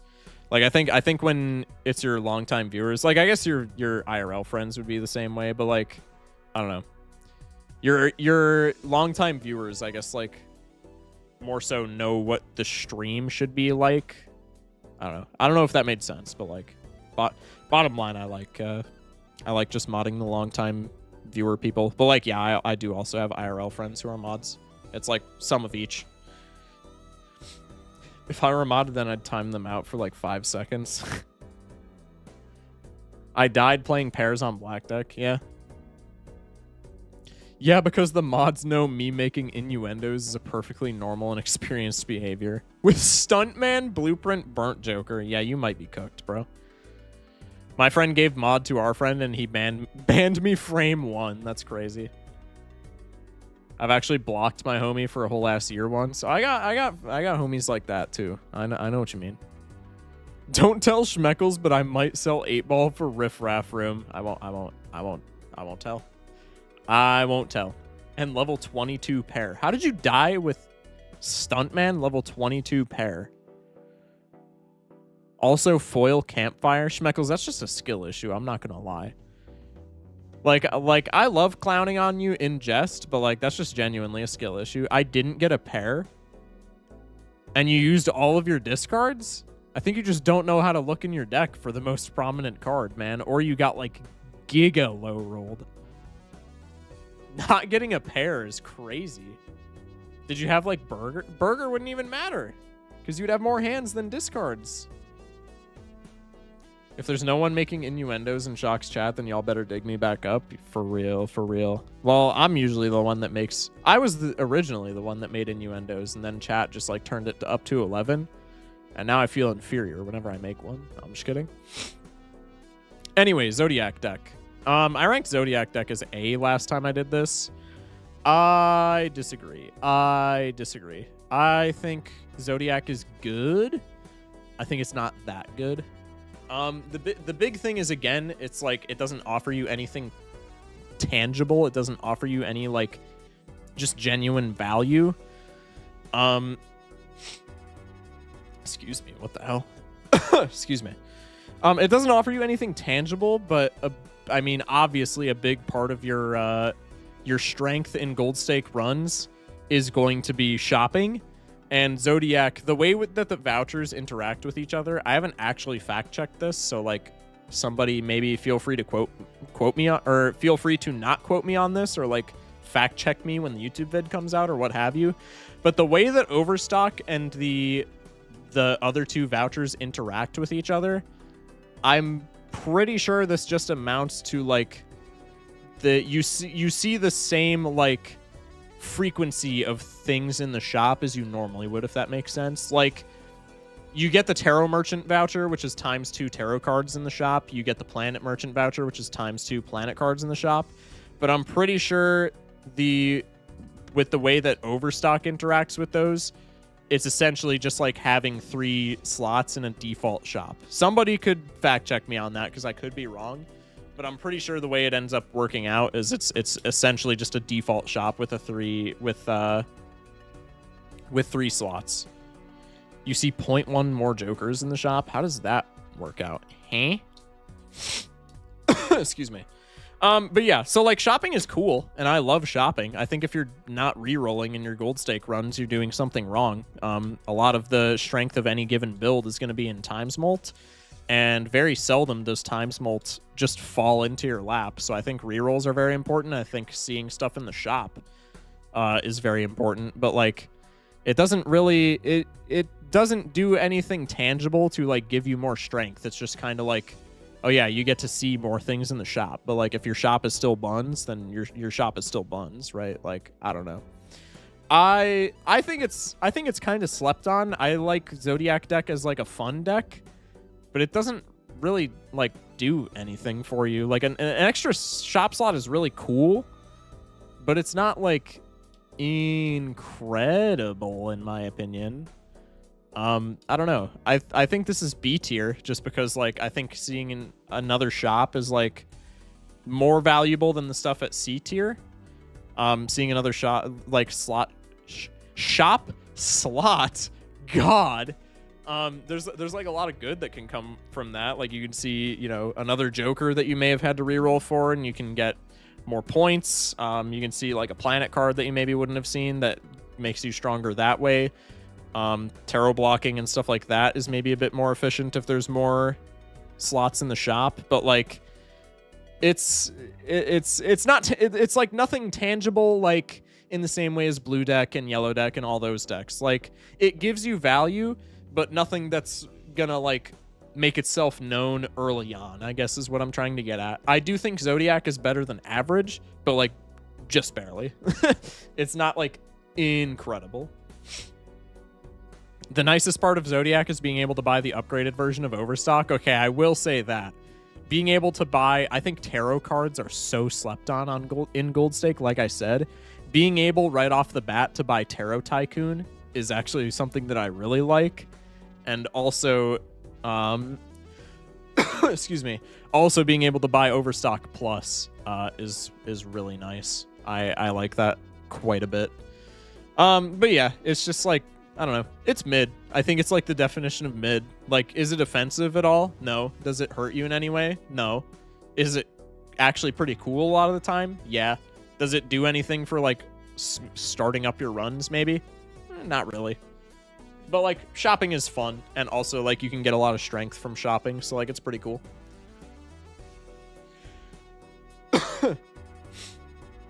Makes tarots and planets about 70% more often instead of ×2 more often. Is that like including the other shop? I don't know how they interact with each other, the vouchers, but I think it's like, excuse me, I think it's just genuinely like a 3-slot shop, and like none of the rates at which you see planets or tarots or whatever is affected. Like it is, but also having the 3rd shop slot, it isn't. Anyway, I stutter because I'm told to slow down when I speak, and my mind thinks quicker than my mouth talks. And when I'm going slow, but if I talk fast, no one understands me. Dude, I stutter like an idiot, like a lot. It nearly levels out. That's what I thought. Anaglyph is good when you are good. Don't put it in bad tier. Oh, I'm spoiling that. Anaglyph is going in a bad tier. I'm sorry. Anaglyph is going in a bad tier. That I'm spoiling. I like to think of it as a 3-slot shop, but the 3rd one is never a Joker. That just doesn't end up being the case, I feel like, in my experience, but maybe I'm just stupid and don't know math. That could be entirely possible. Deck might be kind of bad if Overstock wasn't in it. Would be so hard to find Jokers. Oh, if it was just Planet Merchant, Tarot Merchant, I think it would be awful. I think it would be really bad. Like, that would probably make it D tier, I'm not gonna lie.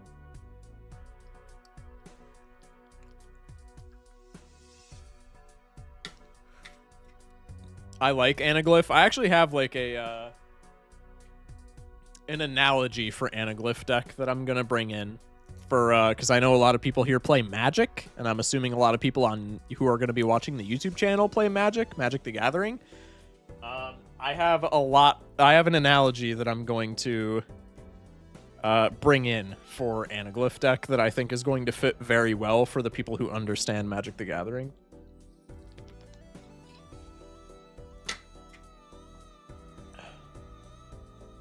I smell an S tier coming. I was just about to say, I think this is probably going to be the most contentious point in the entire tier list. This or Plasma deck are going to be where I catch the most flack. I think Painted is S. I genuinely think Painted is so S tier, it's not even funny. Painted deck, like, on paper, the -1 Joker slot is really bad, but Painted deck also is just, okay, instead of pair meta, it's straight meta.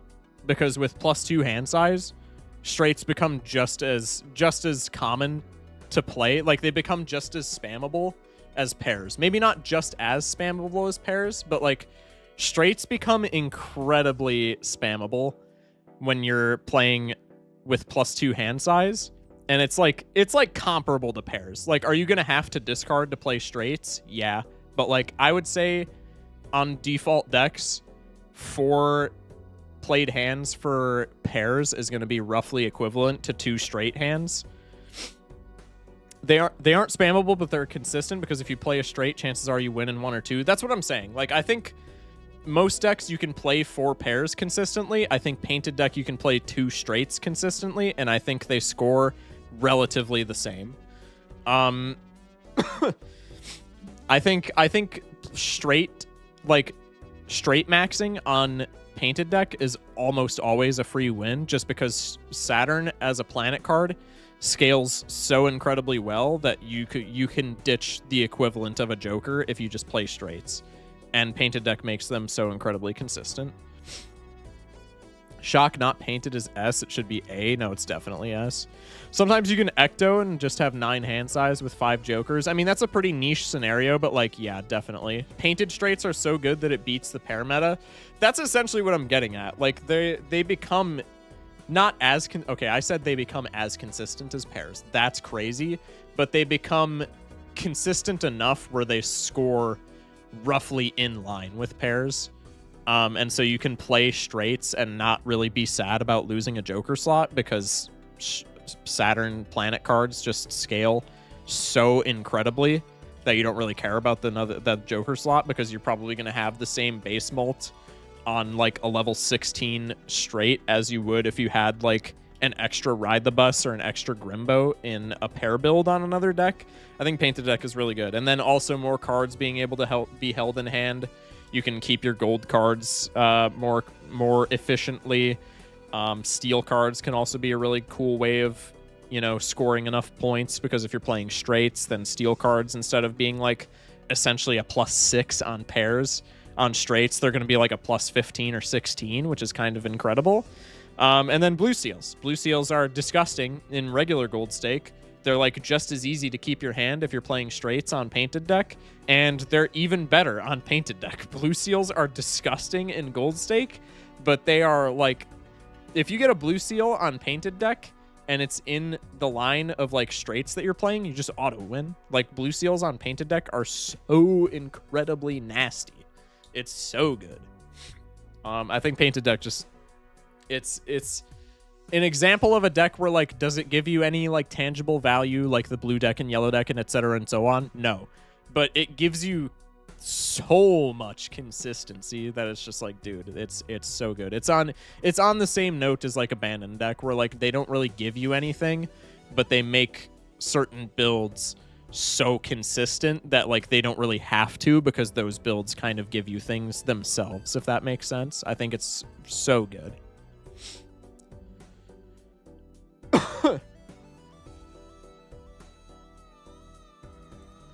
Plus 30 chips just makes up for the lack of plus mult scaling you get. I'm assuming you mean, oh, +3 mult. I read it as +30 because I thought the +30 was a typo. I think the chips part was a typo. But yeah, exactly. Second encourages you to not pair meta. It's that good. Yeah, it just breaks the pair meta. Like, and anything that does that, I think, is like incredible, because pair meta dictates all in gold stake. So if something breaks pair meta, it should be treated as being incredible, and I think Painted deck is incredible. The big thing is you can keep 5 cards and discard 5 cards, so you aren't seeing 2 more cards, you're seeing 2 more every hand or discard. Yeah, exactly.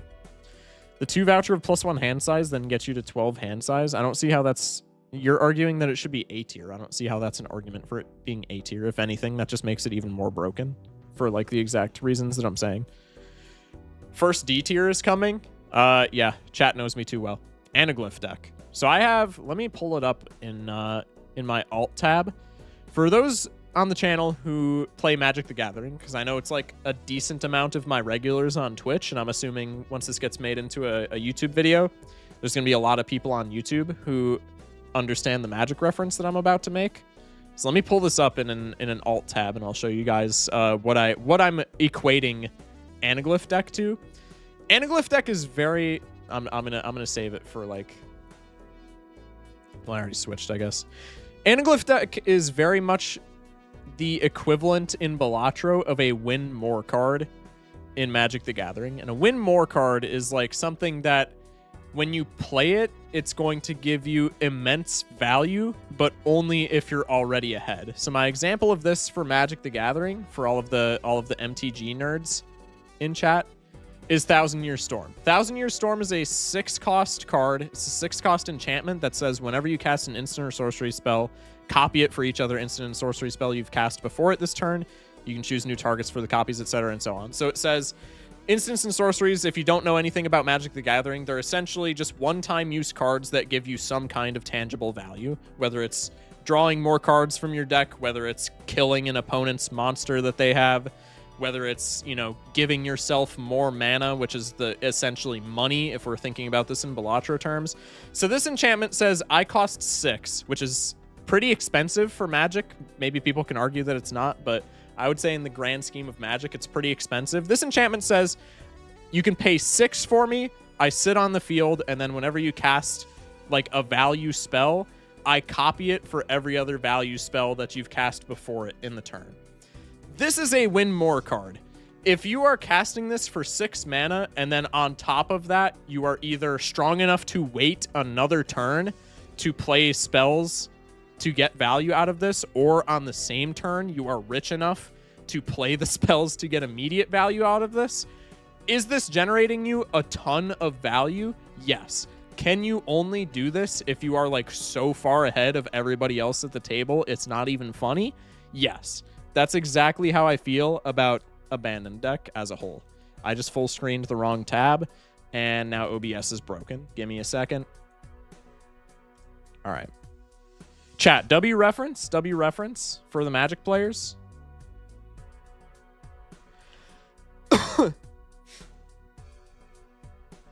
When you say win more card, you mean like snowball? It snowballs, but not in the same sense as like Yellow Deck. It only snowballs if you're ahead, right? So like Anaglyph Deck is very akin to Thousand Year Storm in my mind. There are lots of goofy things that you can do with Anaglyph Deck that generate you tons of value. You can take an economy tag, and if you have $40, assuming that you're taking like big, like 6-7 anti-skips. Isn't that what snowballing is, though? No, not necessarily. Excuse me. Am I wrong? No. I mean, it's like kind of what snowballing is, but like this only snowballs if you're already ahead. Snowballing can be done when you're like behind. That's what Yellow Deck is. Yellow Deck snowballs from the start. There's a lot of things that you can do with Anaglyph Deck that generate you a metric assload of value. If you take an orbital tag on the planet card that you are playing the hand of, like if you take a pair orbital tag and you level up your pair by like 15 levels, that's incredible.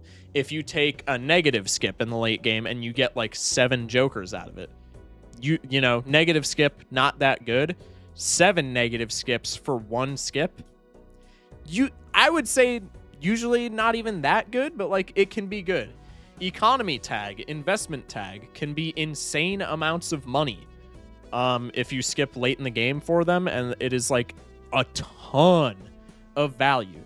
The issue is Anaglyph Deck does not provide you with anything else. So if there's just always the chance.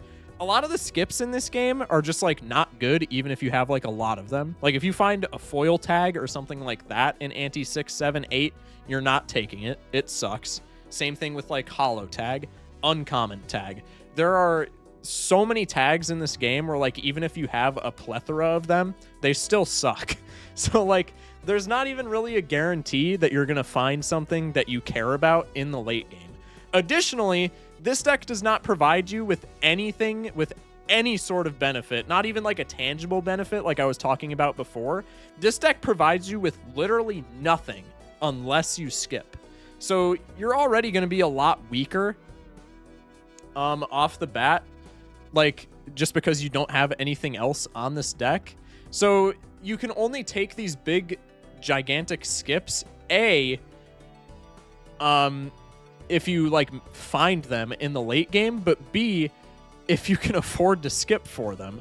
And a lot of the times on Anaglyph deck, I mean, maybe I just suck, but like a lot of the times on Anaglyph deck, even if you find like an incredible economy tag in the late game and it gives you like $240, if you skip for it, you just die because you're not strong enough to be like skipping blinds that late in the game.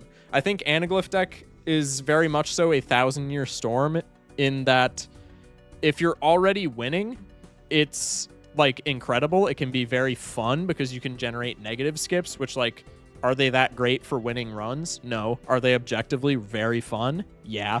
If you're already strong enough to be taking skips, you can be taking these big, like, hundreds of dollars econ skips, and that's, like, broken and just solidifies your win even more. But, like, if you're scraping to get by and you need something that's gonna, like, generate you points or generate you money or something like that, the Anaglyph deck is just not giving it to you. Like if you're struggling to get by and you see a really good skip, you just can't take it because then you go into the next blind and chances are you just die because you can't make the score.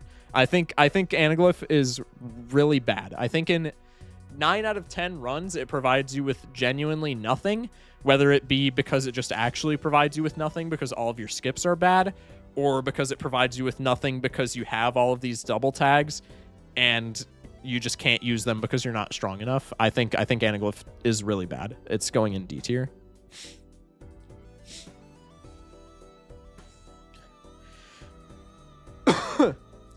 Chances are if you can win with Anaglyph, you can win without skipping anyway. I mean, yeah, that's like exactly it. 100% that. 24 total tags, IMO, only 3 are worth copying. They're economy, handy, and a lucky orbital. Yeah, that's pretty much it. I will say the one exception to this is if you get an anti-2 investment tag. If you get an anti-2 investment tag, or even like an anti-3 one, but I would see an anti-2 one as leagues better. If you get an anti-2 investment tag, you're almost always strong enough that early to take it. And plus $50 is like insanely good. I think Anaglyph deck would get a very, very, very considerable buff if it did the exact same thing that it does right now, but it also started you with a double tag at the beginning of the game. I've been like tossing around the idea of making a video of like what I want to see in the new update as far as like, you know, blue stake rework, Joker rebalancing and stuff like that. That's like at the top of my list. I want Ceremonial Dagger to get reworked because I think it's really bad. And I want Anaglyph deck to give you a double tag for free at the beginning of the game. I think a double tag at the beginning of the game on Anaglyph deck, I don't think it solves all of the problems that Anaglyph deck has, but I think it, like, I mean, essentially just for investment tag, it makes Anaglyph deck, like, way better. But also there are, like rare skips on Anti-1 where you're strong enough to get through the boss with, like, 1 scoring Joker. An Anti-1 rare skip where you get 2 rares. That can define runs. Like, I think just giving you a free double tag would be pretty cool. The main problem is that like over 15 skip tags are not good when copied. I also just think skip tags need a rework, like a lot of them. I think investment tag is too strong, and I think there are like outside of that, I think investment tag is too strong and might need a nerf to like $20. I think there are like 2 tags that are actually balanced. Like the ones that got mentioned earlier, I think Econ Skip and Handy Tag are both like pretty balanced. And I think the rest of them just suck so much that they need some kind of rework. Like I'm almost never taking any of the other tags. Actually, Boss Reroll Tag is another one where like it's kind of niche enough where I don't think it needs a rework. Anything that gives you a Joker should add a new Joker to the shop and make it stickerless, probably. I 100% agree. I think anything that gives you a Joker should make it stickerless. And I think that would make skipping for those tags, like, way more beneficial. Because, like, right now, that's, like, my main problem with people saying, like, oh, on Anaglyph deck, you can get big negative skips. Yeah, dude. You have to re-roll for the negative Jokers, which is annoying if you take a big one. And also, 9 times out of 10, like, if you skip for 8 negative Jokers, like 5 of them are going to be perishable or rental or both. Like, it's just going to suck, right? I still don't think it would do much because chances are you aren't going to skip anyways. Yeah, but like on the runs where like maybe you get a really good skip right off rip, I think it increases your chances of winning like a lot. I don't understand why negative tags and rare tags give rental stickers, but uncommon and common don't. I'm pretty sure they do. I think every tag that gives you a joker gives you stickered jokers. Like, I think if you take an uncommon tag, it can always have, like, rental or some shit, right? Common is called top-up. Well, top-up doesn't give it to you because top-up just adds them to your joker slots. But uncommon tag puts it in the shop, so uncommon tag can definitely give rentals. But, like, uncommon tag is good, right? like, honestly, like, there are times where I take a top-up tag purely because of that reason. Where, like, if I'm really struggling ante-2, I take a top-up tag, and I'm, like, not that sad about it. Obviously, I would rather have, like, the blind money and stuff, but if I'm gonna die anyway, sometimes a top-up tag is, like, not bad, right? And I think, like, rare tag and, like, foil tag and all that other shit is, like, kind of the same note. They would still be somewhat worse, because, like, you still have to make it to the shop in order to get them, but, like, if they were stickerless, those tags would be like, they would at least be usable, right? Right now they're just ass. Right now they're terrible. What if they reworked the edition tags to work like Judgment, where it goes straight to the inventory without stickers? I would like that, but I feel like it might be a little bit broken. I'm not sure. I genuinely don't know how that would affect things. I think it might be a little bit broken. Even Mega Buffoon sucks sometimes because 4 rentals. Yeah, exactly. Hello, someone unknown. It's going all right. It's going all right. All right. Yeah, I said Painted is probably going to be the most contentious pick, and a lot of my chatters agreed with me that it was S tier. So Plasma is probably going to be the most contentious. I honestly don't know where to rank Plasma, just because when I first did this tier list, when I had first gotten C+, I ranked it S tier. I no longer think that's the case, purely just because I think Plasma, unless you're like literally photo chatting, I think Plasma is really obnoxious to get a run off the ground on. The generic advice that you're given for Plasma deck is chips max in the early game, and then once you get to a certain point in the run, pivot to like times molt effects, and then your molt number will like vastly outrank your chips number to the point where you'll be scoring more points. I don't think that's always necessarily a great play. It obviously depends a lot on your build. Plasma is like the one deck besides Painted and maybe Erratic on like 5 out of 10 runs where paramaxing is like not a good idea, just because Mercury cards don't give you a lot of molt, so it's like harder to pivot into that X molt like pivot, but they also don't give you chips, and like a lot of the times chips maxing into the late game seems to be fine on Plasma. Like, I talk about this a lot with my chat. Doc Spectred says Doc Spectred says that you should just chips max on Plasma for like the entire game, as opposed to pivot X-Molt, because pivoting X-Molt is not always like attainable, because you need a lot of X-Molt to be able to pivot into it. And I think that's the case. The more I've played Plasma after hearing that, the more I've tried to chips max, and the more successful I've been on Plasma. But because you want to be chips maxing, you don't want to be playing pair. And so Plasma encourages you to play less successful builds with pretty much no reward, because you're going to be scoring, like, once you take into account the fact that it scales the blinds by double, you're going to be scoring like relatively the same amount. So it's essentially just, hey, now instead of it being a pair meta, it's like a 2-pair meta or a straights meta. Oh, but if you don't get those, you die. Which it's like you're just playing less consistent builds to stay alive. Which is not always like the worst thing. Like, I think 2-pair is like marginally less consistent than pair, but like a lot of the times on Plasma deck, if you get like an Odd Todd or like an Arrowhead or some kind of like chips on score, you're completely fine to play 2 pairs.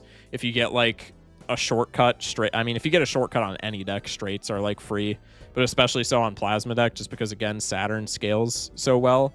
But like Plasma is just really weird because, again, unless you're like doing these broken ass builds where you're like photo chatting your nuts off, it kind of forces you to play less consistent builds, which is not very good. So I kind of want to rank it lower because of that. I like the effect of it balancing score is like really strong in a nutshell, and why I ranked it S tier the first time I did this when I was like far less experienced. But like it's just so hard to even for like I'm not the best gold stake player by any means, but like I have a lot of hours in this game, and even for me it's like really hard to judge for like like what the hell should I be doing in this plasma deck run. So I don't think I can give it any higher than C, just because like its effect is really broken, but it's also just like it's not user friendly whatsoever. Like this is kind of the Adobe of the Balatro decks, right? Like for people who know how to use Adobe, this deck is for people who know how to use Adobe, aka for people who are like very experienced with plasma deck. It's going to be probably the easiest win of all time, right? But for people who are maybe, you know, not as experienced with like Adobe, it's just the least user-friendly experience of all time. And it's just like such a weird deck to try and pilot to victory. I don't think I can give it any higher than C.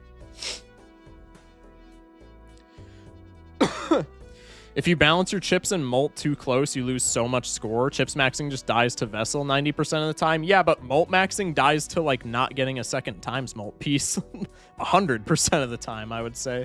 So it's just kind of like pick your poison. Very reasonable ranking. Thank you. Thank you.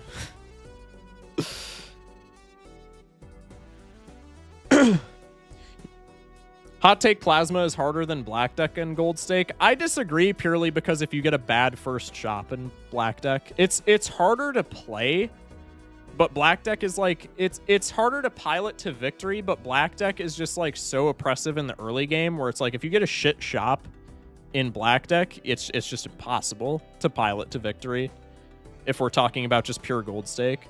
There are a lot of seeds where you can't make the pivot. That's what I'm saying. Like I think chips are fine. Can we make a new tier in the middle called Coin Flip for Erratic? No, I'm not making a new tier for Erratic. I think Erratic is also C tier. I think maybe it's B tier just because, like, I don't know. Erratic deck is really weird to me. I've never been a fan of Erratic deck. Like, what did I rank it? I ranked it C tier in my original tier list, and like I think that's a fine ranking. I kind of want to go B with it just because, like, I think it's kind of along the same lines as like some of the decks in B. It's more along the lines of the decks in C though. Like the decks in C are like they don't provide you anything tangible, but they make less, with the exception of Plasma. It's like kind of like Red Deck and Checkered Deck, right? Where like Red Deck and Checkered Deck don't really offer you anything tangible, but they make more diverse builds more consistent, and so a lot of the times that can be kind of like good in certain runs. And Erratic Deck is like the same thing. Like, Erratic deck doesn't really do anything for you, but sometimes there's just an Erratic deck run where, like, hey, you have 16 kings. We're playing 5 of a kinds. Hey, we have a lot of these specific ranks and not a lot of these specific ranks. If we do, like, this much deck fixing, we can play 2 pair at pretty much the same consistency level as pair, right? So, like, it doesn't really offer you anything, but there are a lot of times on Erratic deck where you, like, evaluate your deck for, like, 5 seconds, and you can just be like, okay, this slightly less consistent build than pair is now actually like just as consistent as pair, so now we just go this direction because it's stronger, right? I think there's a lot of fun factor to Erratic, but like it's not, it doesn't offer you anything. It's just kind of like, hey, you can play 2 pairs, or like you can never play straights on Erratic. I was gonna say straights because I'm like locked in on Plasma deck. You can never play straights on Erratic unless you're like literally the luckiest player to ever touch this game. I think straights are always bad on Erratic, but Erratic a lot of the time is like, hey, you can play 3 of a kinds really consistently now, or like you can play 2 pairs really consistently now, which is like, it's cool, but it's also just like, okay, this doesn't really do anything for me, right? So I think C is like perfectly fine. I would probably put it above Checkered Deck just because I think it offers, like, Checkered Deck I'm usually still playing pairs unless I get like a really flush heavy start where maybe I get like photo chat or like the tribe or something early on and I'm like, okay, now I'm flush maxing. Erratic is at least like right at the start of the game, your ranks are randomized to the point where like, okay, I know that I'm playing this, this, and this from the start, regardless of like what my shops end up being. So like I think it's above checkered, but like it's still in like a really weird position where like it doesn't do anything. It's just like kind of silly. I don't know. You technically can get a lucky erratic where 5 numbers in a row each have 6+ cards, then you go straight. Yeah, but when does that happen? Like, actually never.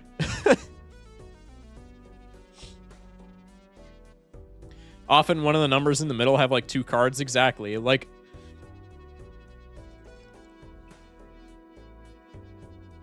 I don't know. Unless you have like literally a line of 5 ranks in a row that are like 4 cards or above, you just can't play straights because there are too many holes in the deck. I played straight on erratic once. What stake? I'm really curious to see how that went. Also, Mischief, if you're still here, my girlfriend redeemed a Hydrate and I did not do it. So I got Aiden's Hydrate and Mischief's Hydrate right here.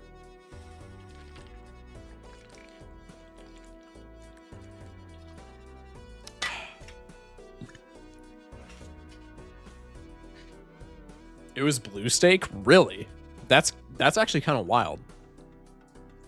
I'm still skeptical because blue stake doesn't have the extra blind scaling, but like playing straights, like even getting straights on blue stake erratic deck is like kind of an achievement. So like I'm skeptical, but like you might just actually be the GOAT, even if you did that on blue stake. Excuse me. Most of my erratics have been 3 of a kind turning into 4 of a kind on the most common number. Right. Which, like, those are better builds than pair. So, like, a lot of the times that can be cool, but it's also, like, this doesn't really do anything for me. It just kind of affects what I'm playing. So, like, it's the same line as, like, checkered and red, I feel like. All right. And last deck, challenge deck. The last time I did this tier list, I just put it at S tier because I had played, like, 1 challenge. And I was like, oh, it's kind of cool. And, like, challenge deck is gimmicky, so it goes up here. I'm going to keep it a stack. I'm probably going to get a lot of shit for this take as well. I think challenge deck is D tier.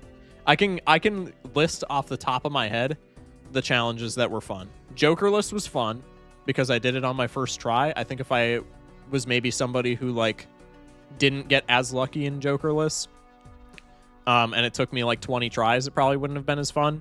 The last 3 challenges were like the only ones that were remotely challenging because I did most of the challenge decks while I was doing C++.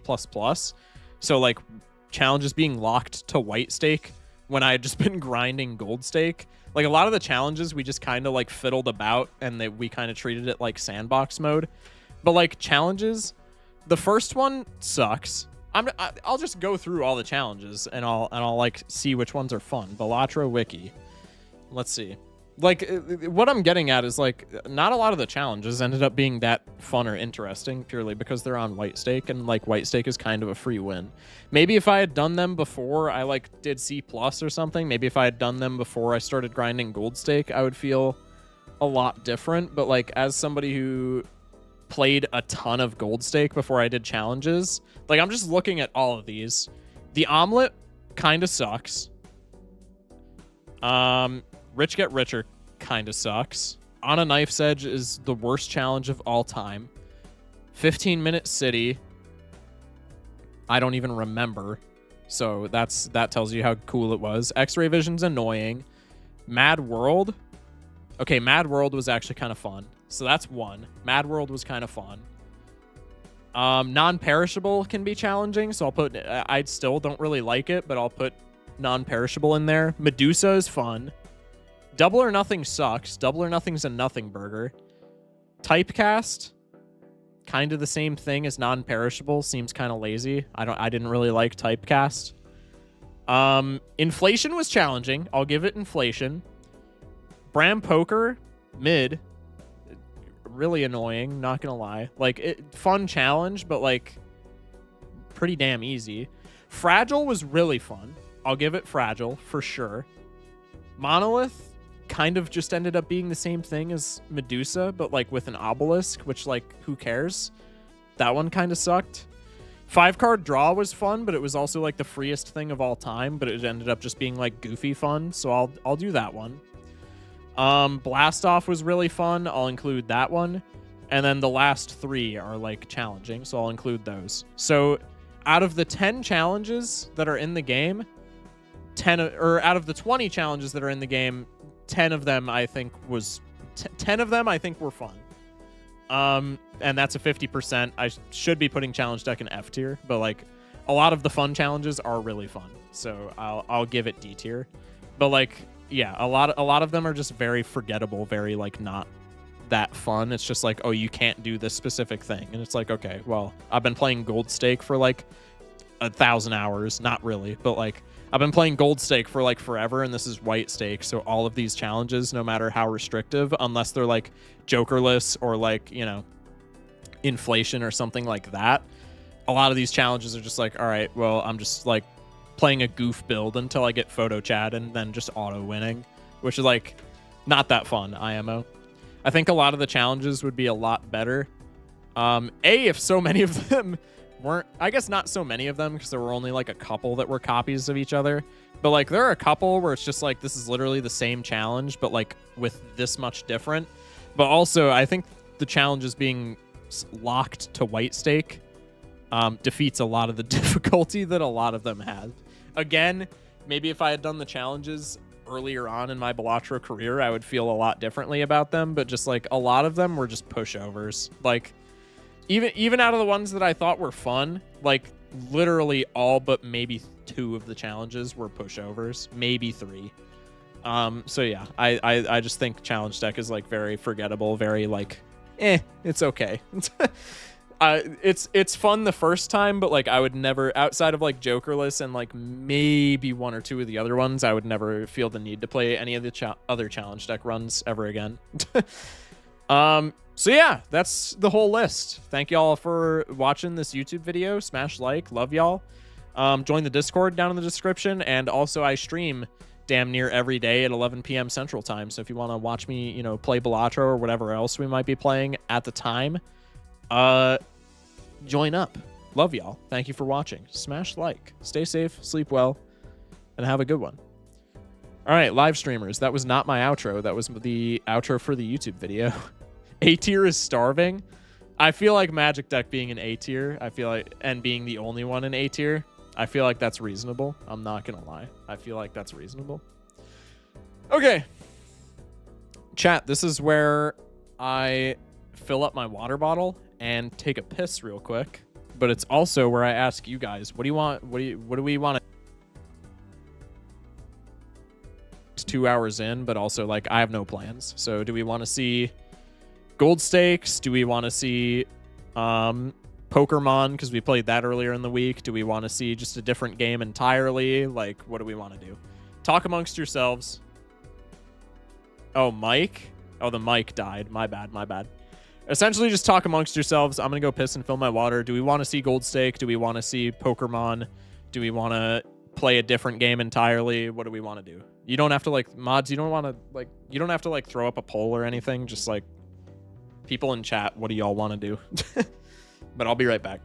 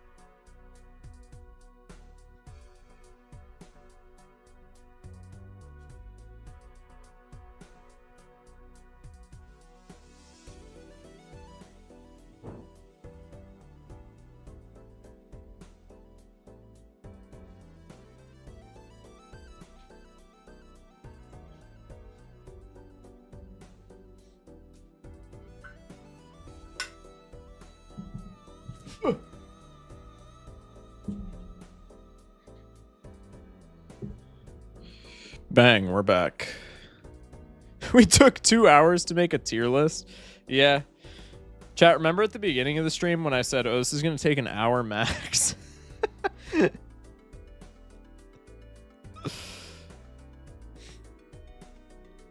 Hello, streamer. Everyone want Balatro? All right, we'll just continue to do vanilla gold stake then. That works for me.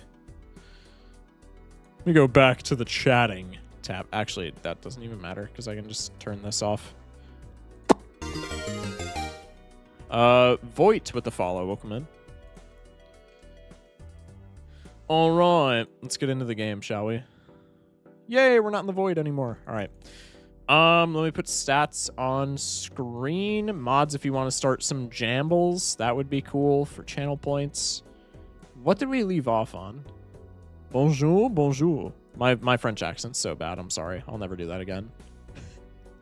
Play the Balatro trailer decks mod. Maybe in the future, because that does sound kind of fun, but not right now. Not right now. Okay, I think we did leave off on Zodiac.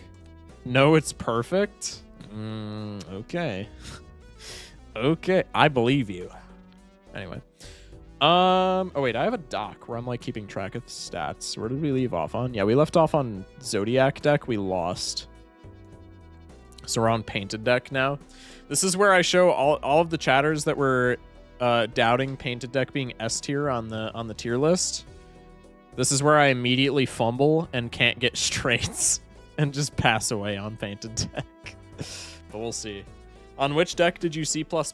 I'm pretty sure either Ghost or Yellow deck, but I think it was Yellow deck. I could be mistaken, though.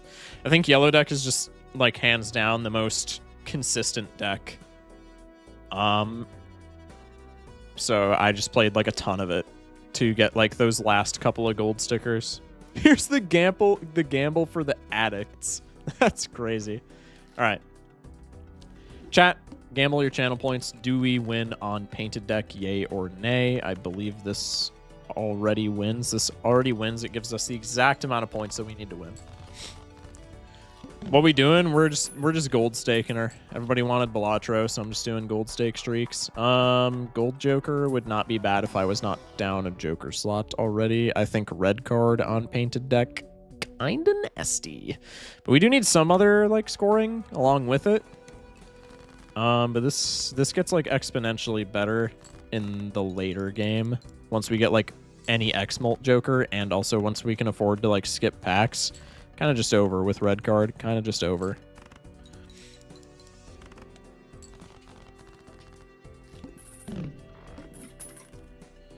Six clams. We could take an Odd Todd. Odd Todd into like Arcana pack skip for chips and Molt. I think we take you just to be able to score early on, but like I don't want to skip a pack necessarily because that makes us broke, and I don't really like being broke. On the other hand, this is usually nothing. Now it's going to give me a... Okay, I don't mind skipping that. I was going to say now it's going to give me a blue seal because I'm trying to skip it, but now we chilling. Okay. Do we go for straights now, or do we just go for the flush? If the flush doesn't win, I'm going to go for straights, because this is like all even cards. I feel like this might not win. Oh, okay, it does win. Huge.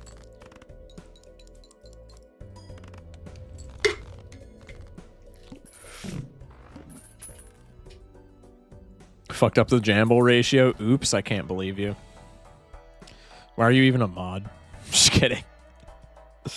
Handy tag kind of buns. We can take standard packs, and if we get blue seals, we don't skip, and otherwise we just skip for red card value. I think that's a pretty good way of going about things. That's not a straight. I can't read, apparently. Jesus. Huge. Out in one. $4. Constellation, kind of a free W. Kind of clashes with red card, but like we might not get anything better, so I kind of just want to pick that up. I feel like that's pretty good this early. Let's get rid of all these. We get the ace through 5 straight cooking. That's fine. We can follow it up with a jack through 7 or something like that. Queen through 9 works too. Or queen through 8. I'm intelligent.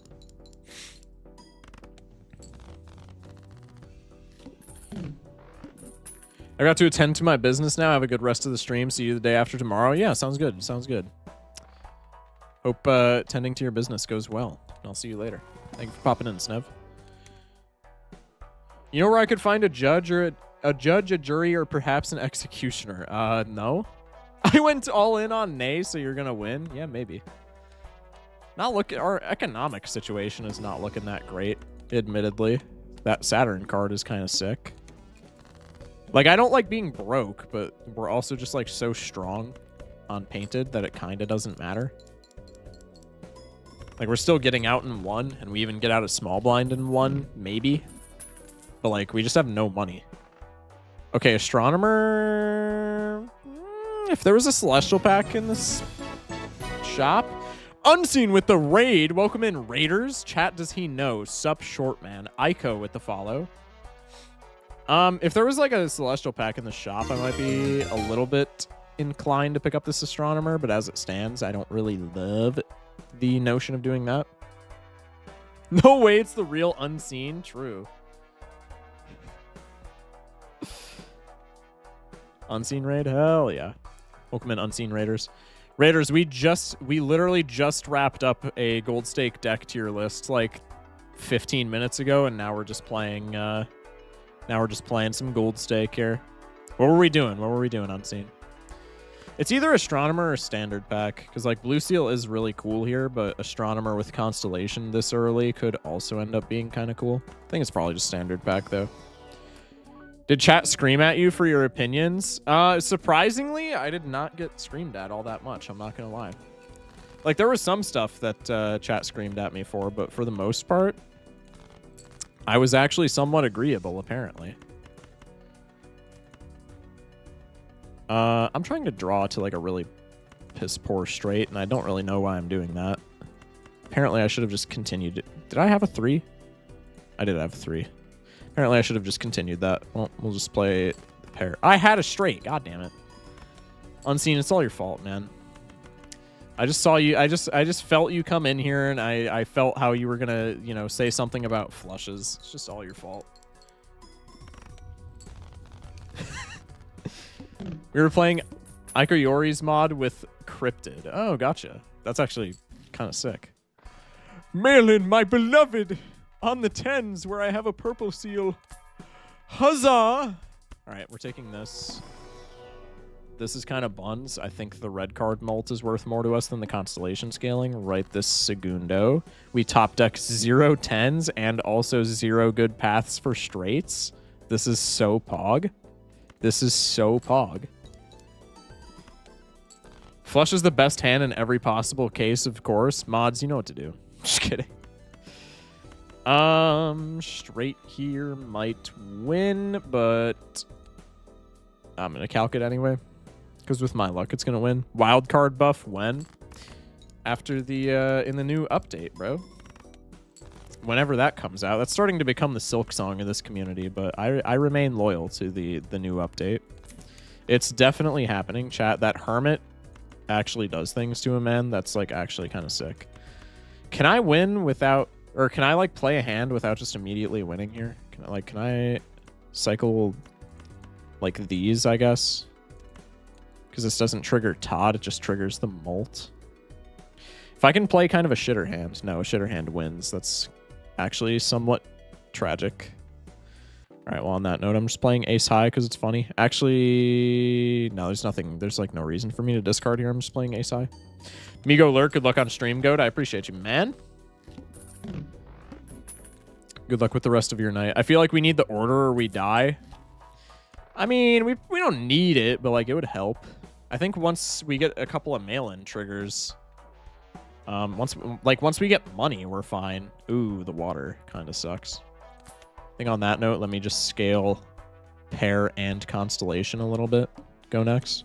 I'm gonna keep this mail-in because I think with extra painted deck hand size, it goes kind of crazy. Oh, never mind. We're on the water. I'm stupid as shit. This is going swimmingly. How much does pair get me right here? I mean, the thing is, pair is not even that bad right here. Okay, it is a little bit bad, but it's not that. I mean, I am correct in saying that it's not that bad.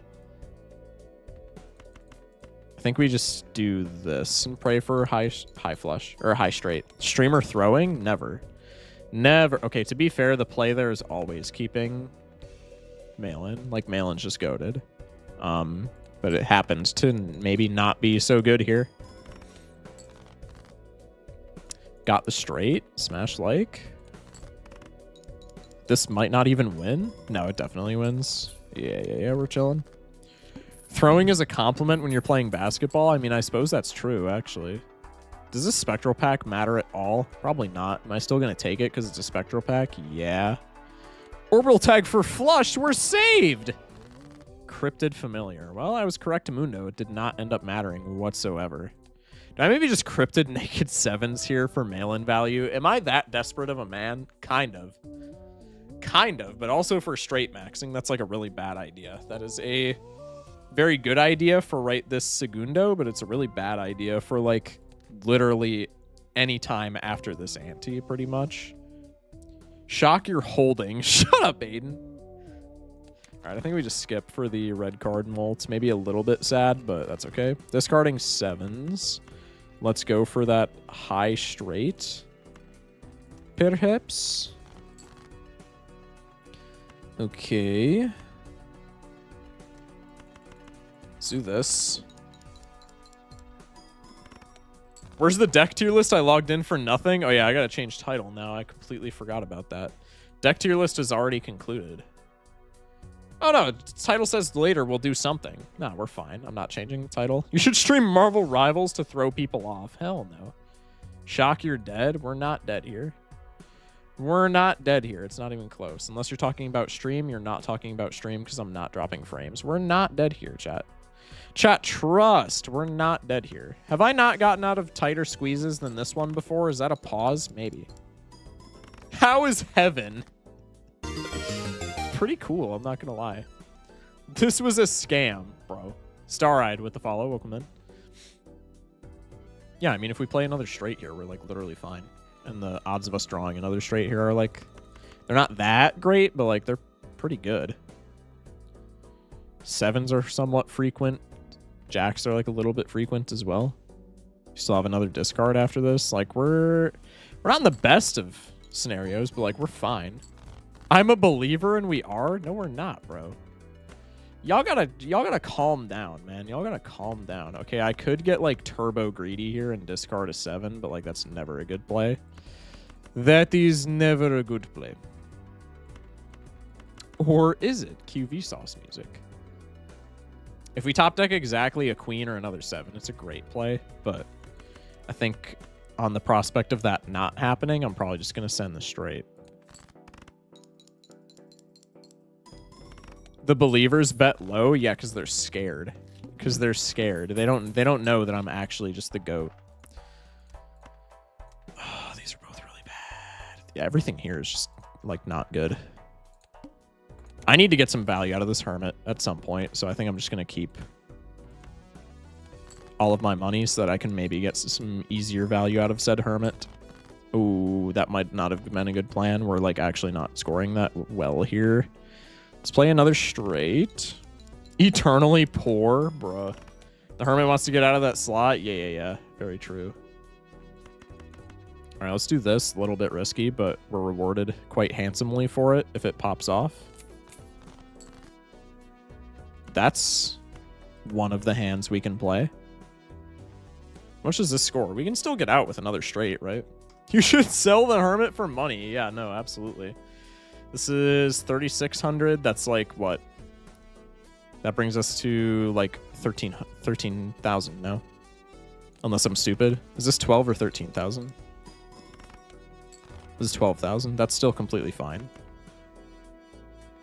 We get no further mail-in value, but we still win. So, like, still kind of a W. Sell the Hermit to get 20 bucks to maximize the Hermit value. Yo, that chatter's cooking. All right, we can finally get Hermit. Oh, Hologram is so good, but it's so bad with red card, and it's also so bad with straights. But Hologram is just, like, actually disgusting.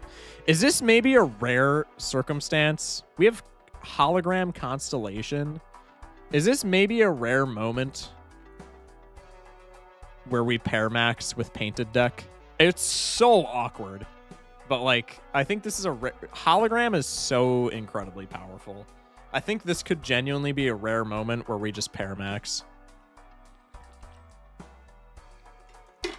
This red card is fucking everything up. This red card is dead ass the reason we're alive. Red card, like, people who don't like red card just genuinely will say anything. I kind of want to get rid of the mail-in here for Faceless since we're on Painted. I think I'm going to do that purely on the prospect of it's probably the same amount of money and I don't want to pay the rent. People who don't like red card will literally say anything to get people who like red card on their side. It's actually crazy. Paramaxing starting anti-4. I mean, it's there are worse spots. There are worse spots to be in. It's anti-4 and at plus 15. Brother, we're alive, are we not? Like, it's literally fine. If we don't take it, what else are we taking that gets us this amount of mult here? Like, it's actually just fine. Probably skipping, no? I think that provides more for us than the Constellation. Are we maybe just getting out of Faceless Joker for hologram here? The thing is, hologram doesn't do anything for us right this second. But hologram's kind of gross for down the line. I think I am getting out of this for you. And if you don't end up doing anything, that's okay. I'm going to reroll once. You're better than Todd usually, especially if I'm like forced to play pair.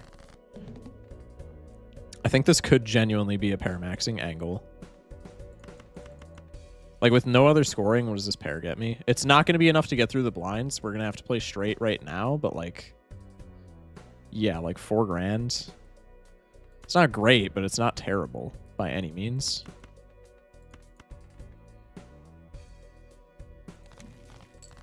Star action. That is not irrelevant, fellas. That is not irrelevant.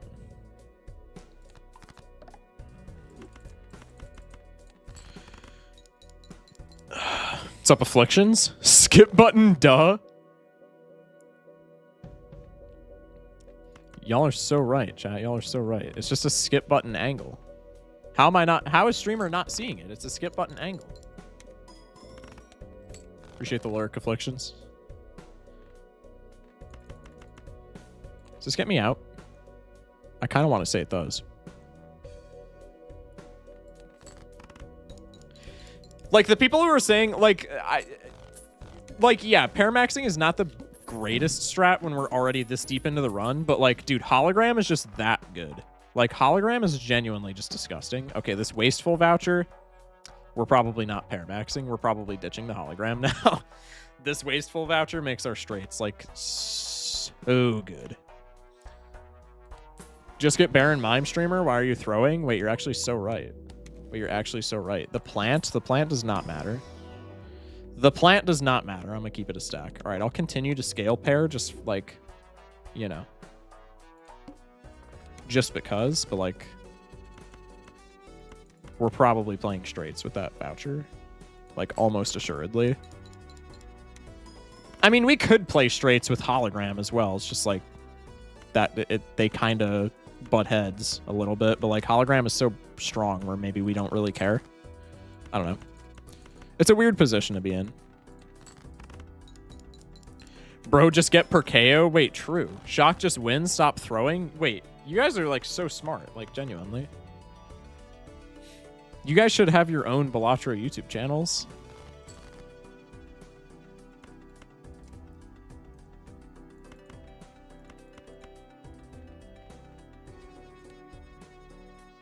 This does not get me as many points as I would like it to, but I think this... Oh, no, this is fine. Do you prefer Hologram or Lucky Cat? Hologram, 100%. Hologram is, I think, far more spammable. Lucky Cat's fun, but it's not as consistent. Take the Arcana into the Joker pack. Probably just skipping, low-key. Also, notice how after I took the hologram, we have seen literally 0 ways to generate, what's it called? I almost just ditched this for Grimbo. I didn't see Grimbo was eternal. Notice how immediately after I took the hologram, we have seen like 0 ways to add cards to our deck, which is like obviously the one thing that maybe makes hologram Really sad. Shock changed the YouTube title. Oh wait, true.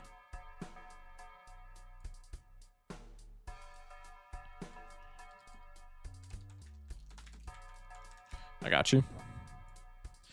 Bang. No card packs. Yeah.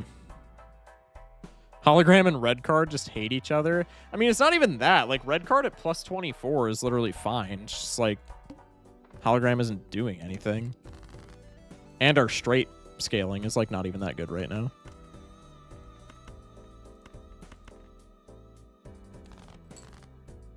Okay, that helps. Let's go for this. This is why Obelisk is the best Joker in the game. You're so right, chatter. You're so right. Yeah, we're probably just dead here. Unless I get literally 4 straights. Which is not probable whatsoever. And I have to discard here. I guess a straight flush is better scoring right now. So I could go like this for straight flush into low straight. I think that's like our only option. What did I just do? Okay, I still have straight flush, but like I actually just fumbled the shit out of that. Yeah, because that's 13k. We whiff the straight, so now if we don't get one on the top deck, we just die immediately. I think 2 pair on this amount of chips and molds is fine. 4 grand. Yikes. And we missed the straight. Huge. GGWP. Wraps.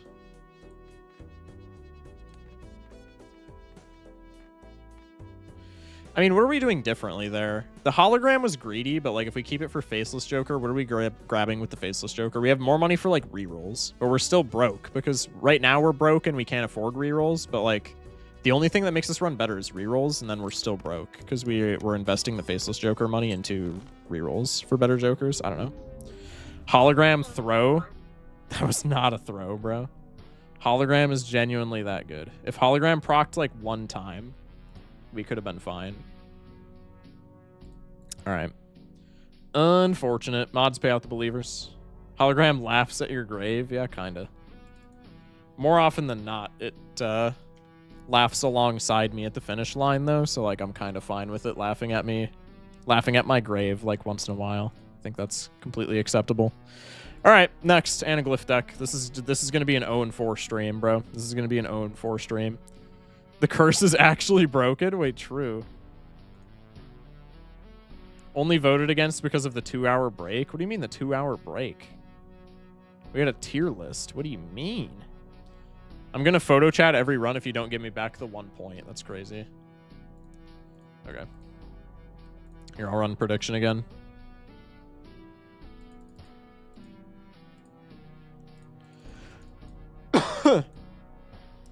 All right, 2-minute prediction. Running it back. Vote with your channel points. Are we winning or are we losing? Anaglyph deck action. Anti-2 investment tag or we're sad. You know what? Anti-1 investment tag is also not that bad. Bars? Anyway. We have low straight and low flush, so we're probably getting out in 2 hands, which is very sad, but it is what it is. That was so close to a straight flush, man. It's so annoying.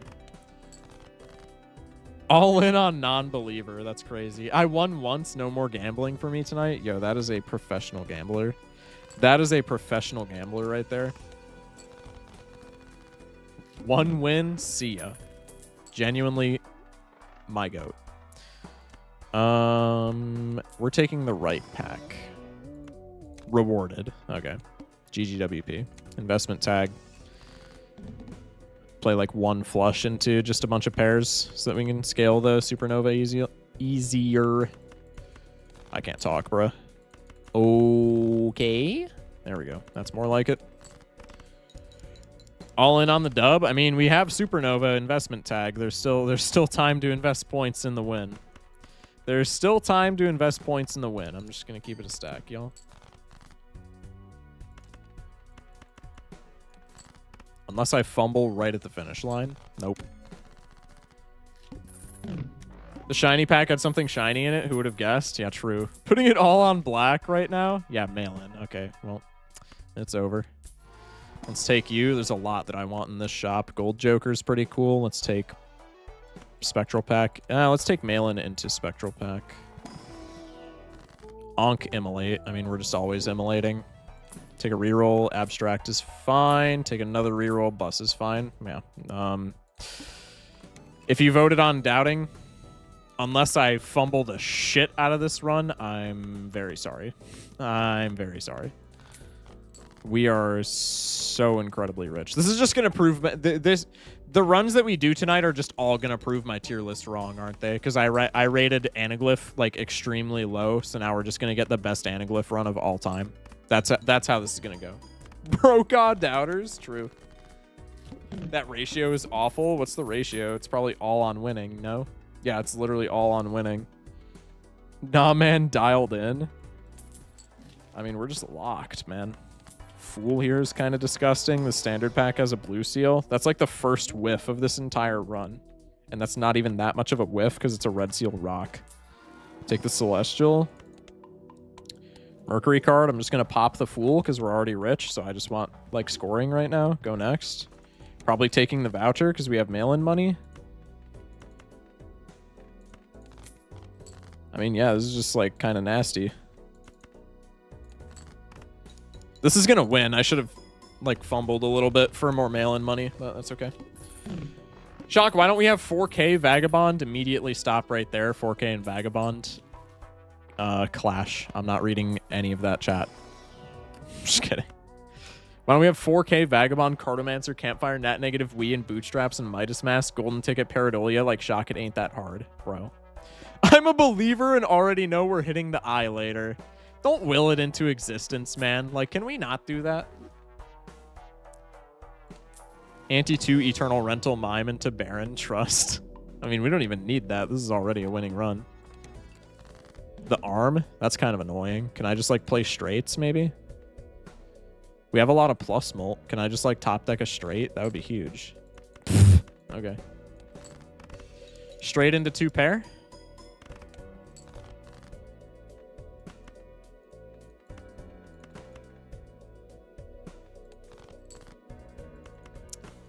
Yeah. We missed mail-in, which is sad, but pair levels are pretty sick as well.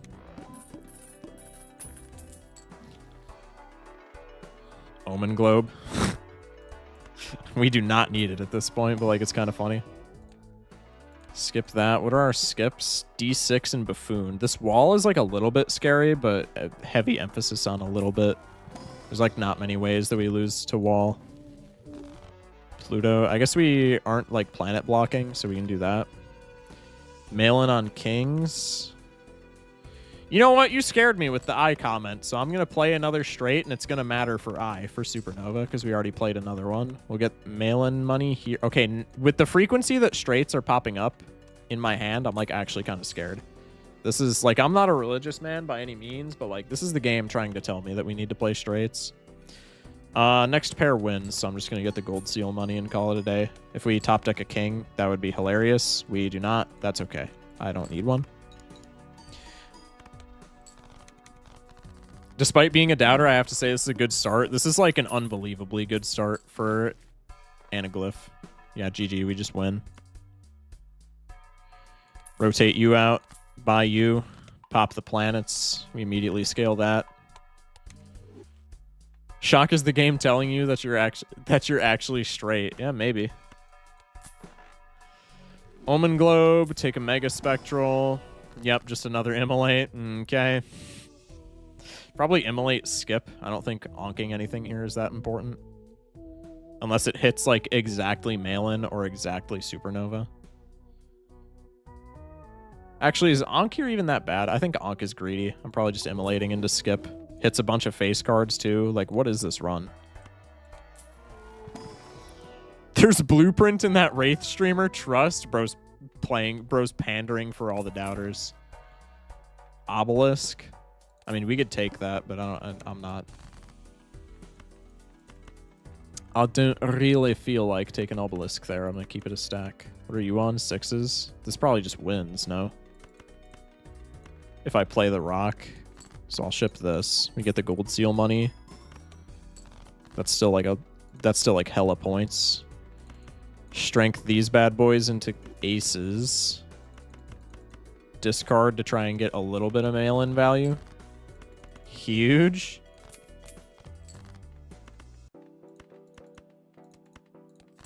Ship the pair, GGWP. Actually, it's Brainstorm. I recognize this seed. That's crazy. Grim is okay. It's okay, but it's not the best. Gift card, probably not. We'll take a mime for the blue seal that we're definitely hitting. I'll take a gold seal rock. And I'll take a gold seal ace, sure. Earth card for constellation. You know what? I'm still holding mime. I believe. I believe in the dream. Play the pair. How much does pair give me here? Ooh, 2K. Oh, no, we have red seal rock. Wait, we're literally fine. Hang on, we're literally fine. What am I saying?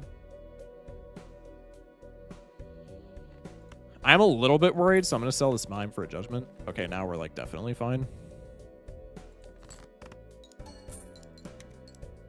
Last game's hologram looks tasty here. Yeah, last game's hologram is just actually divine here.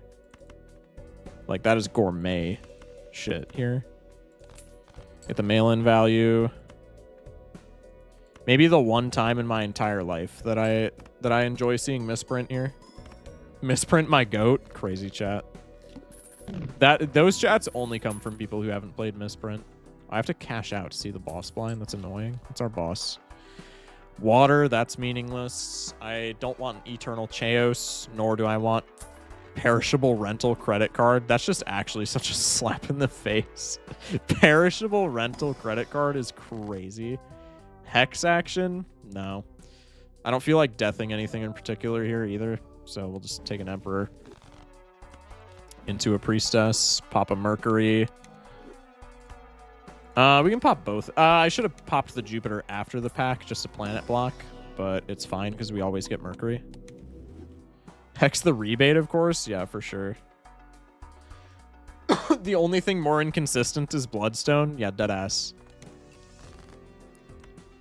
On Jod, brother. Discard for mail-in. We get some 10 action going.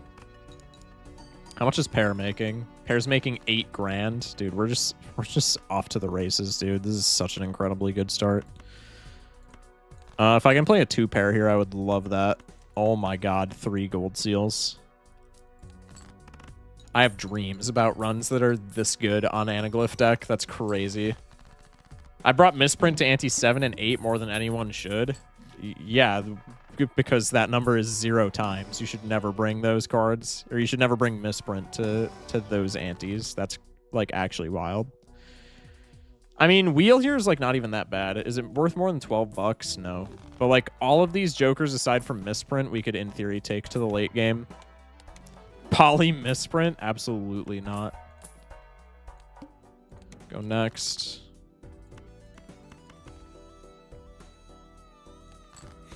We don't win immediately, so I think we can get some more aces in hand for the rebate. Okay, maybe not. Mayhaps I misspoke. Okay, that's pretty cool.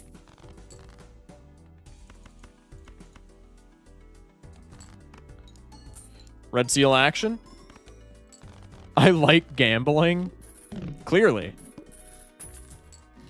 If you're bringing misprint to the late game, bro, that's crazy. Pop a Saturn card. Take one more reroll. These are mega packs. Or one of them is. Probably not taking another reroll here. I think Cryptid into this Red Seal Stone is really funny, but I think it's like almost assuredly a bad idea. I think Aura here is like completely fine though. I don't want to sell you because you might be doing a lot for our score. I mean, we're like scoring a lot anyway. Let's Judgment here. Scholar, kind of cringe. I feel like nothing else matters that much. Because I don't want to crowd my deck a ton with Cryptid. Medium here is huge. What do we have a ton of? Aces. Other than that, all of our ranks are pretty much the same. So let's just put this on like a relatively high ranked card.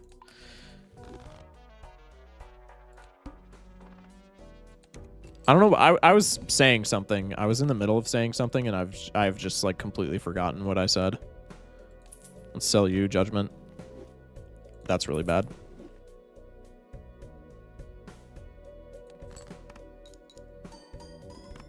But you could have the funny Rock 5. Oh, that's what I was saying. You could have cryptid it there, but I want to keep... We don't have a blue seal yet, and I would really like to keep room in my deck for blue seals. So, like, cryptid there was not technically a bad play, I don't think, but I would really just rather not have a super crowded deck for when I eventually get a blue seal in. Holy spectral cards, Batman. Jesus. Take an ice cream. Take a standard pack. Probably not ever taking this voucher. It's on a glass card, but we don't care. Also, Natty Red Steel King is wild. I almost want to take that, just like, you know. 3 immolates, man? I don't even care if this hits my gold seal, and it didn't. Jesus, what is this run? Again, I was in the middle of saying something, but like I just got cut off by what has transpired here before us. All right, let's maybe discard here. Keep the blue seal and try to keep the 5. Okay, that works. Let's just play this immediately. Oh wait, does this win? Hopefully not. Ah, shit. Okay, we didn't get blue seal value. -1 planet card. Cringe. It's okay. This is actually a run where Bootstraps does like quite a bit of heavy lifting. But I don't think it does right now. I think Times Molt is just still better right now.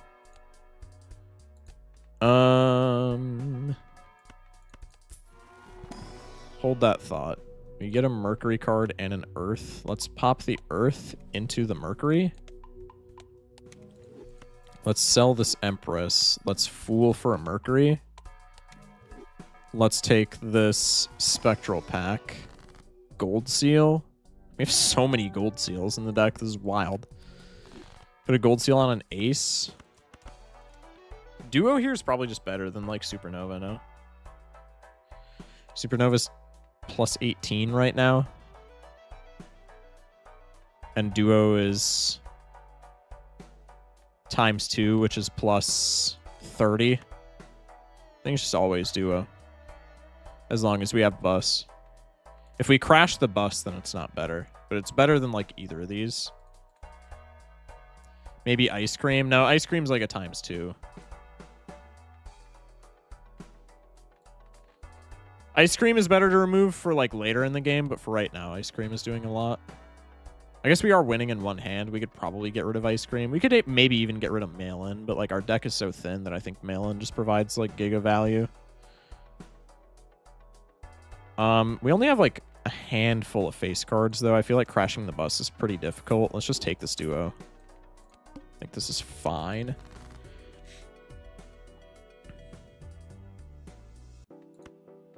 Hard choice, ain't it, dog? Yeah, kinda.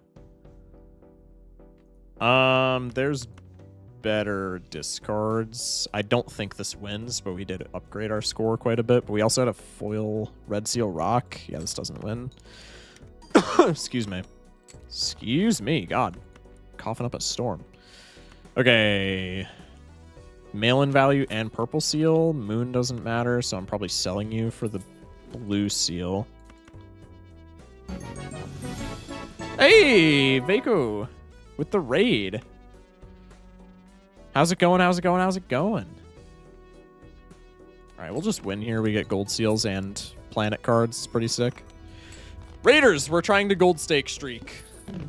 Playing all of the decks in a row. We're 0-1 so far because we did a tier list before this, and that took 2 hours because I'm really bad at like being concise with my words. Quick stream rivals, so they get confused? No. Red Seal Glass is funny, but I'm probably not taking this because we've already hung 3s, and also we are holding 3s because of the blue seal. So it does make me laugh there, but I'm probably not taking it. Finally got computer set back up. Feels good. Yeah, I saw that. I saw that. That's huge. I'm glad, man. That's good. Look at this Joker playing a video card game. True. Laugh at this guy. I mean, we have a ton of aces. This is like not even that greedy of a discard. All right, I guess we're just taking both here. Yeah, all right. That should be GG.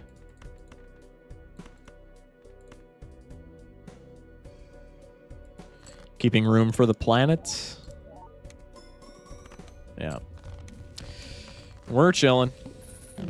Madness pivot. I knew somebody was going to say it. Somebody always says it, man. Somebody always says it. Read boss carefully. Yeah, mark doesn't matter. Grab paintbrush right off the bat. Probably not tarot blocking because I want like everything here. We can make another purple seal. Obelisk pivot. I mean, we saw an obelisk before. It wouldn't have even been that bad, but I think what we're doing right now is better. I mean, lucky cards are like pennies on the dollar at this point. Just give me another purple seal. Like, we're already... Lucky cards are just win more cards here. Like, just give me the value. Always right time to do some wacky pivots? Yeah, maybe. All right, let's play the gold. What am I doing? I need to be cycling this face card. I don't want to be crashing the bus. That is not fun. Okay. You're on 7s, but I win in another pair, so I might as well just get this value. Why is it always moon? That's like my 60th moon card, man. I don't need those. I'm sorry, but like I just don't.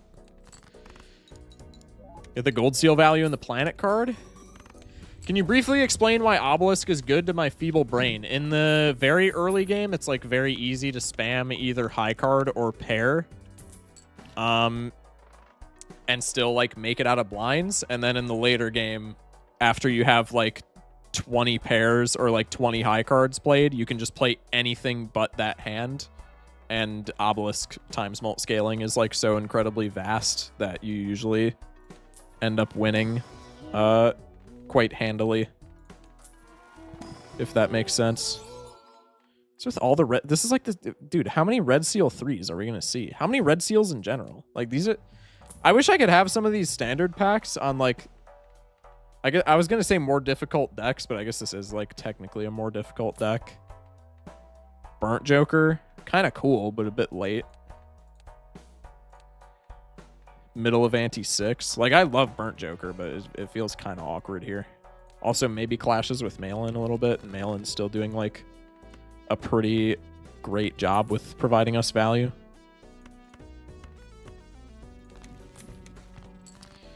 Emperor Lovers, huh? I feel like selling the Lovers is better value. Like, when do we ever care about Lovers? Put gold on the blue seal. Discarding 9s, we have no mail-in value in hand, so we'll just ship the pair.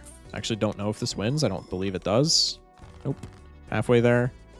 We have another 9, and then another pair of aces that we can play. Just pop a wheel. Nope ski. Ship another pair, get another planet card. I have first tick of the summer, need to go remove it. BRB, that's sad. My first tick of the summer was like a long time ago. Chat remembers that. Does not make sense. Brain too feeble. I'm sorry. Yeah, I'll take a negative to-do list. That works. Do a little bit more tarot blocking. Hermit. If this death was one of our blue seals, I might consider taking it here, but it's not, so I think we just always Hermit. Shock, when you started, did you think stone was bad? I would still say stone is like on the lower end of enhancements. Like, I don't think it's good by any means, but like in pair builds and shit like that, like it's not horrid. It's just like not the best. Probably discarding you. Fool action. There's better value that we can get from that. Let's play the pair. This should not crash bus at all. It doesn't. We get Giga Mail in here. Let's sell you.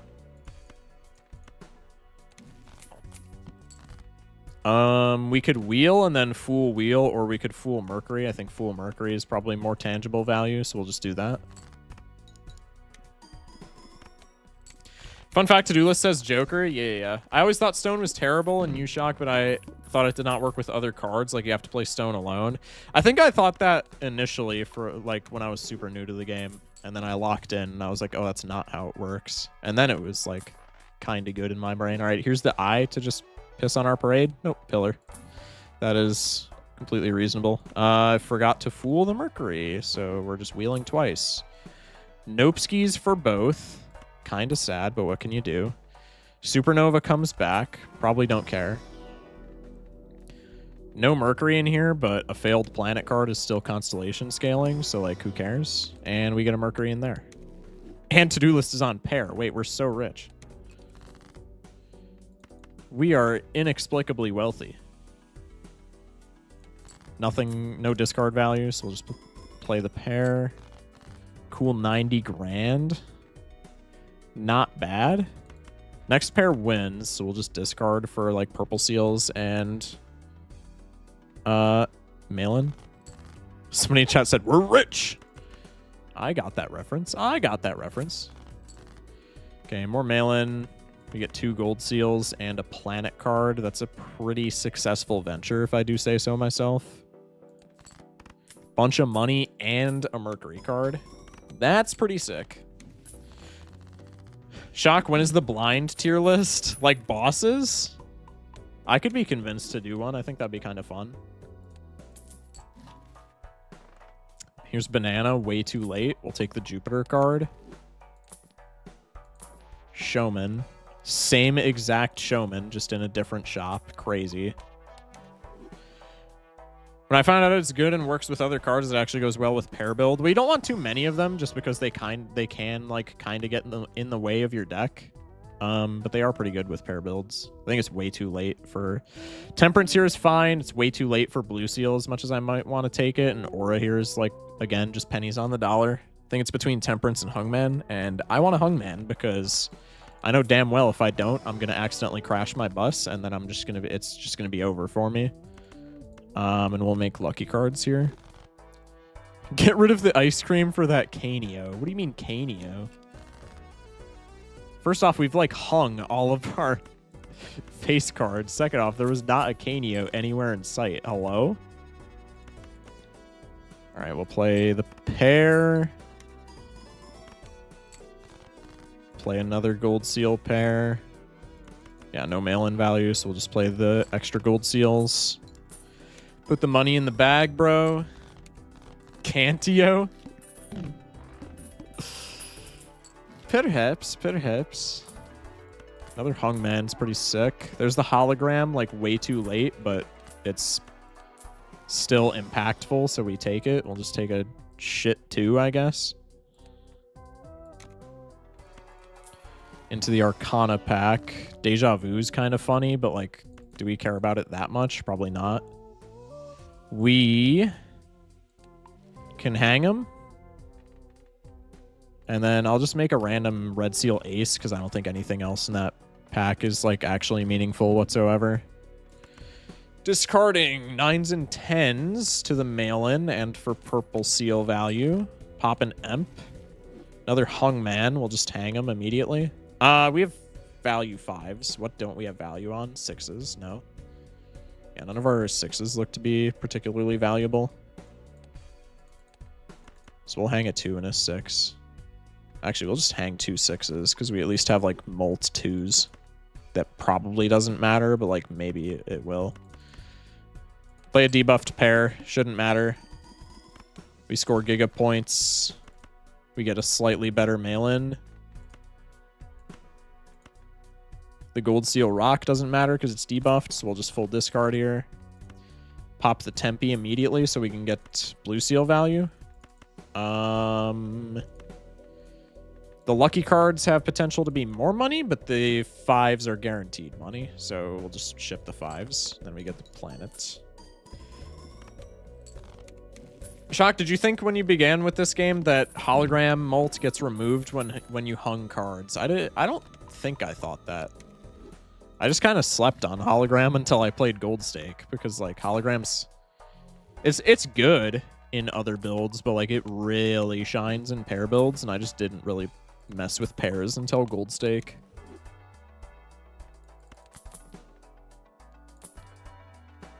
Hologram certificate this late. I mean, why not, I guess. It's a little silly. Celestial action. Grab the Mercury card. There's a blueprint in here for sure. I lied. You know what? We'll take the negative skip just because it's funny. I said it was like really bad at the beginning of the stream. I still think it's really bad, but we'll take it just because it's hilarious. I think if you're given an anti-8 negative skip on a run like this, you just always got to take that, John. No. What is with all of the Red Seal 3s? I'm sorry. Why are they everywhere? That's so weird. All right, we'll play the Gold Seal and the Lucky. Actually, we'll do this so we can play the 2 Lucky cards together. Does it matter? Not at all. But like symmetry and all that. Or we'll just win because hologram is broken. That also works. Cash out. Garbage. But it actually still kind of works. Garbage. Reroll. Garbage. Garbage.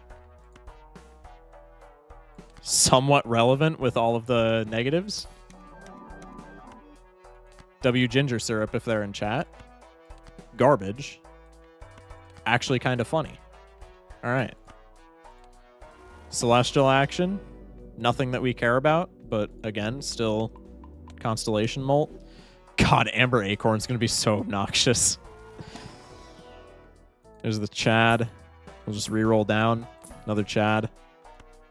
Take a free Venus card. Astronomer is actually goated. I disagree. I hate Astronomer. I think a lot of the time... Well, I mean, it's not bad, but like a lot of the times I just don't see it where it's relevant. Like you have to get Astronomer and a Celestial pack in the same shop for it to be worth, in my opinion. Free planets? Yeah, but like a lot of the times they're planets that don't matter. Like it's cool with Constellation, but outside of that, like it's kind of just a bad econ piece. IMO. All right, what's our best plus molt? Our best plus molt is actually abstract, so we'll just drag that to the right. I mean, with this many jokers, it doesn't matter. But we'll drag that to the right just because it could maybe be relevant.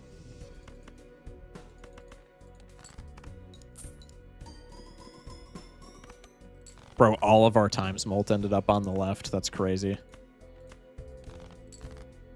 Just smash like for discarding purple seals for no reason. What could Malin have possibly landed on? A face card, maybe? Can I check? Oh, I can check in the collection. Can I not? Wait, this is secret tech. Can I check this in the collection if it's face down? Ace. I literally discarded aces and it didn't do shit.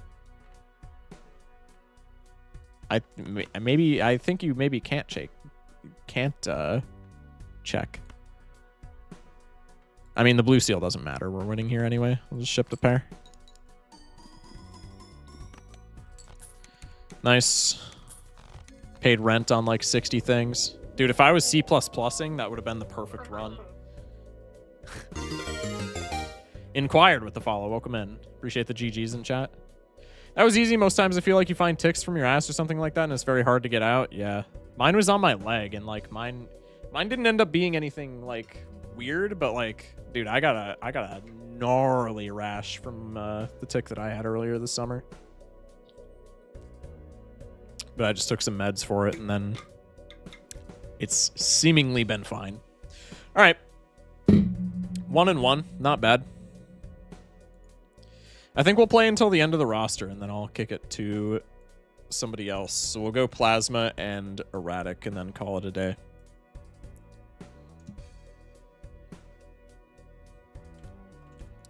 All right. Not a bad anaglyph run whatsoever. As a fellow gold stake player, I feel like I've been guessing these wins pretty well. Well, I mean, guessing the wins beforehand, I feel like is pretty RNG. Especially on anaglyph. Like if you were a believer on anaglyph, like you're kind of a real one. I guess the gambles go through ante 1, but like still. All right. W win. Chat, I'm gonna piss real quick again because I've been guzzling water. Mods, if you want to run another what's it called? If you want to run another prediction real quick, chat, feel free to gamble your channel points. We're gonna be playing Plasma. I'm gonna go take a piss real quick and then I will be right back.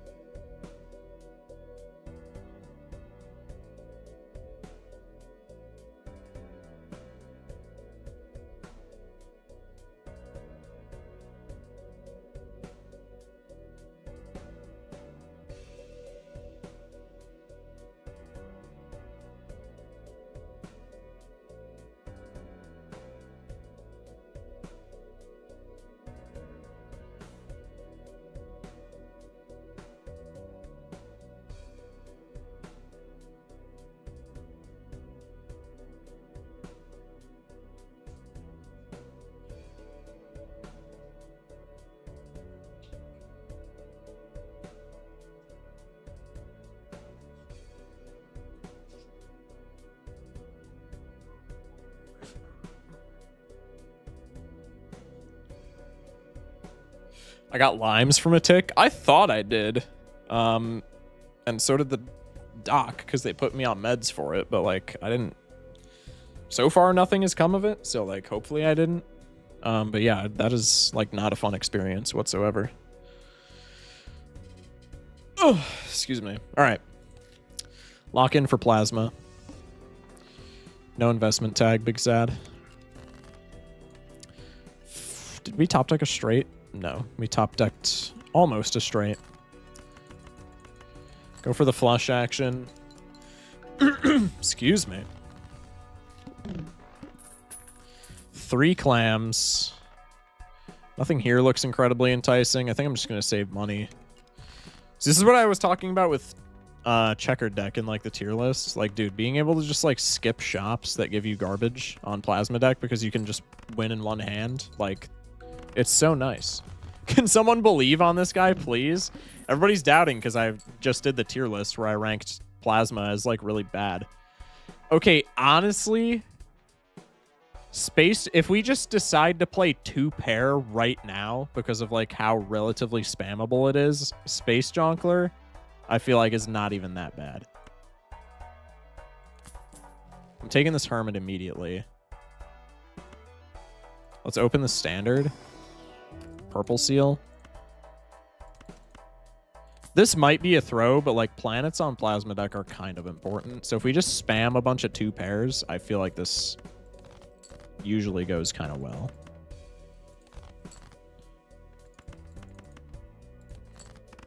Hello, Schmokus Fuck. Hello, Arcane. How we doing?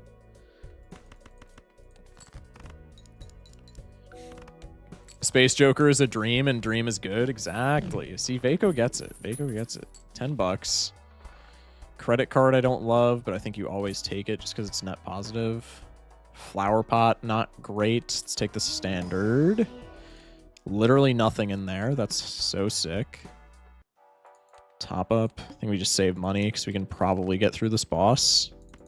Or this blind pretty easily. Bruh. Okay. W draws. Space Joker never disappoints, surely. Oh, absolutely. Right, chat? Bro.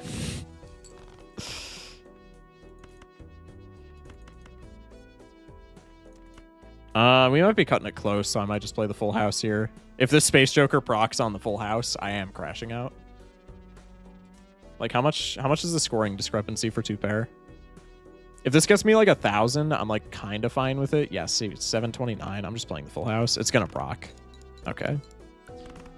I've had Space Joker 4 antes. He disappoints. That's crazy. Nah, trust. Space Joker's the GOAT. Especially when we can fool for Hermit right here. That's kind of pog. Oh, it's Eternal, though. That Matador actually would have been kind of sweet. I mean, I feel like it's Priestess, dude. We just have nothing. That's so buns. He's only giving me a single proc on a pair. I'm playing flush 5. Why are you playing Spaceman on flush 5? What? That's crazy. Probably just Hierophant.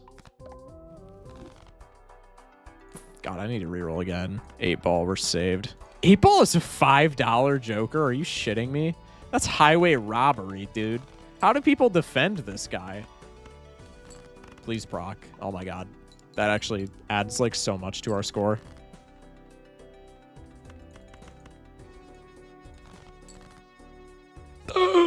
Sad.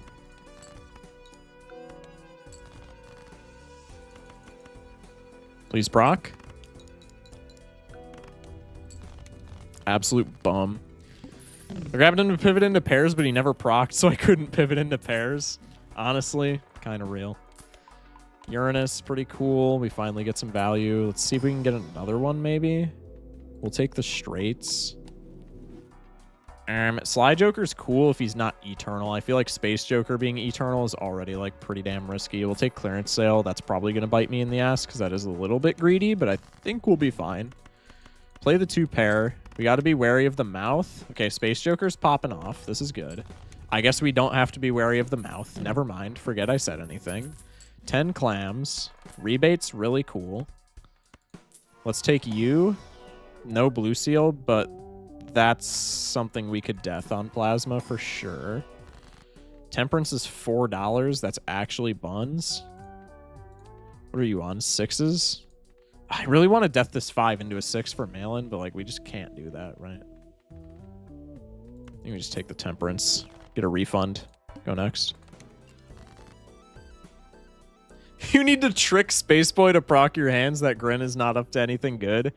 I've just always said he's shy, but yeah, maybe he's just a trickster.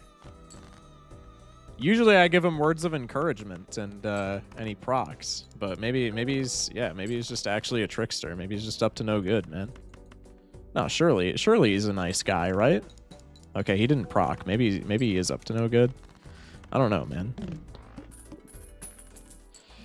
Cash out time. Faceless could be kind of cool, but our enhancements lie on faces, which is kind of, I don't know.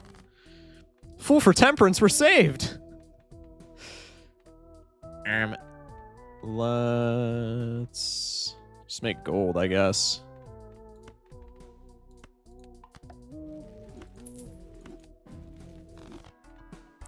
Anti-6 now, he finally procced again. Huge. Mr. Streamer, I had a wild run today. First anti-shop trib with an Ankh and a Spectral pack. Holy shit. Was playing on Hex on Ghost deck. So double poly trib, and I just fixed my deck with a bunch of lucky Red Seal Kings. That's a huge run. That's so fun. Congrats. We'll take you just because you're free, essentially. You are a little bit risky, but like it's probably fine. Top decking the gold kind of awkward.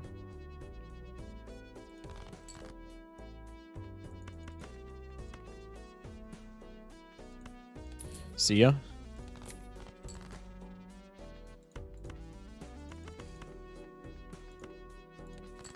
Come on, Spaceman. Yeah. My goat. That's still not enough. That's not fun. I thought it was Sunday. I mean, it technically is, but not really. Ended up pulling a small photo chat moment as well. Huge. And now I die because of the needle. Tragic. Sell you $9. Sharp, not it. Drunkard on Malin though, pretty cool. There's a blue seal. That's more along the lines of what I was looking for. Celestial pack. We just can never find what we want in these. I missed work and didn't think you were streaming tonight. My bad, my bad. Missed work. Is everything okay? I hope. Proc, please. No! Spaceman, I need you to proc pretty, please. Pretty please, sweetheart. See? Words of encouragement, man. Space Joker, you're doing such an excellent job. I love you. Genuinely. You mean so much to me, Spaceman. I should have discarded these for mail-in. What the hell am I doing? That's why Space Joker didn't proc right there, because I was giving him, like, the words of encouragement, but then he was like, dude, what the fuck are you doing, you idiot? I'm unfireable? Huge. Love that for you. We're just hanging shit to see this blue seal now, right? Hanging pretty much everything above 5s that isn't a face card, because we have enhanced face cards, but we also have that really good 5. So we'll just hang these guys. We'll make a gold blue seal. And then we'll emp. Temperance Death, kind of silly. Space Joker loves praise. Don't you see those eyes? Exactly. These are all kind of bad. I think I temperance into an emperor. Into another temperance, I guess. That's kind of silly. 8-ball? No, surely not. Again. Oh, God. This is buns. Okay. Malin's on queens, so that feels kind of bad, but I think that's still just the right play. I don't want to get exceedingly greedy.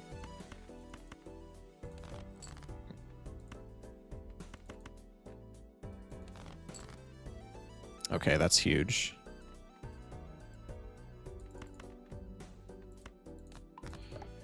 Blue seal golds. Kind of fantastic. Smash like. Shock, give me the 8-ball. I haven't found him all day. That's not my issue. Okay. Now we have blue seals. We need to copy even more of those because 2 pair levels are how we win. I mean, they're literally just keeping us alive. We have no supplementary scoring. 2 pair level is literally just it right now. Take a business card. Search for more blue seals. We found one. Huge. Search for more blue seals. Random gold's enticing, but I don't think I'm going to take it. That sucks. Upgrade pair. Surely not. Ditch the purple seal in the 10. Lovers. Ew. Space Joker, pretty please? Oops would go crazy. Can you reach Naninf if you had an infinite amount of cards and infinite copies of the burglar? Yeah. If you had infinite copies of, like, anything, you can Naninf. No? I think we sack a blue seal here. And I don't think this wins. Okay. Now I think we spend some money to get blue seals. Huge. We got one. That's good enough for me. Ship it. Spaceman. Pretty please. Okay, Malin's debuffed. That's sad. Infinite everything equals Naninf? I mean, yeah, pretty much. There's multiple people that make jokes. There's multiple people that make jokes about how I get away with everything because certain departments don't function without me. Infinite copies of rebate can Naninf?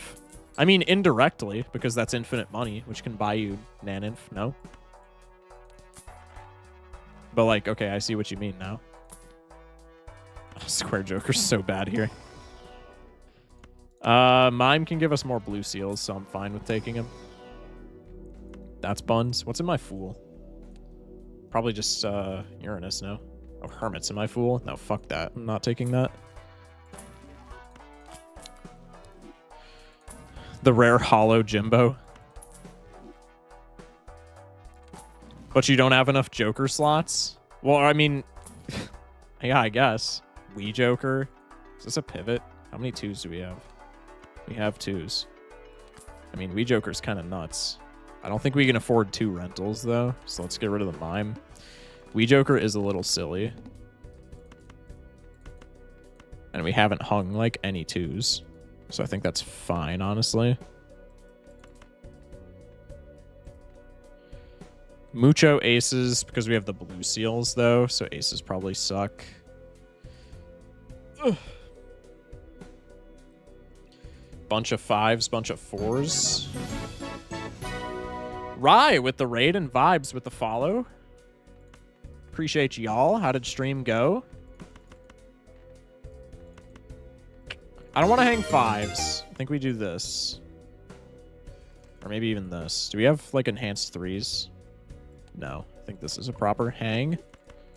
And then we'll just, like, throw away all these. Yeah, this is fine.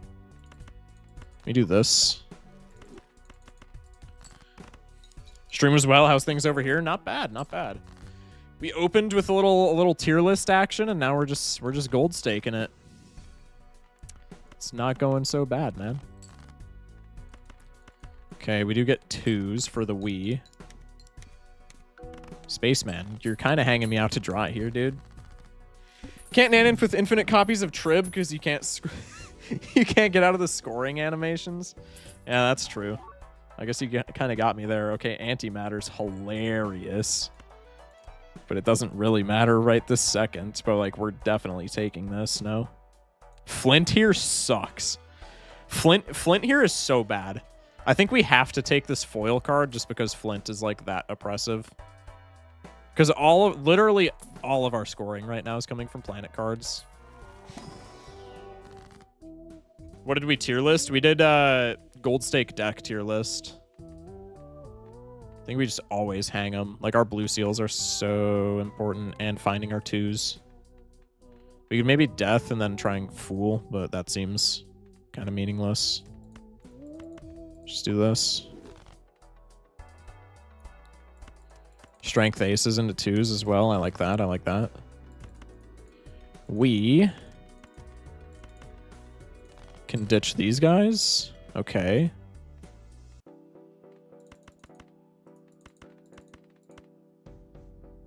I like this.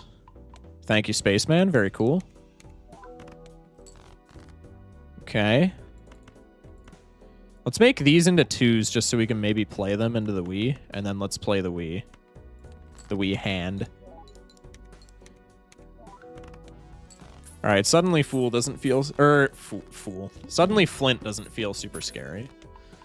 Let's pop the planets. Cash out. We are kind of broke right now, though, which is really sad for wanting to take this antimatter. But I think we're fine. Let's take a death card into a Mega Buffoon. These are all horrible. These are all so ass. Let's sell you. Let's take you. Let's sell you. Let's take you. Let's sell you. And then we have one more blind to buy the antimatter, so we'll probably save our clams. Let's pop the 2-pair.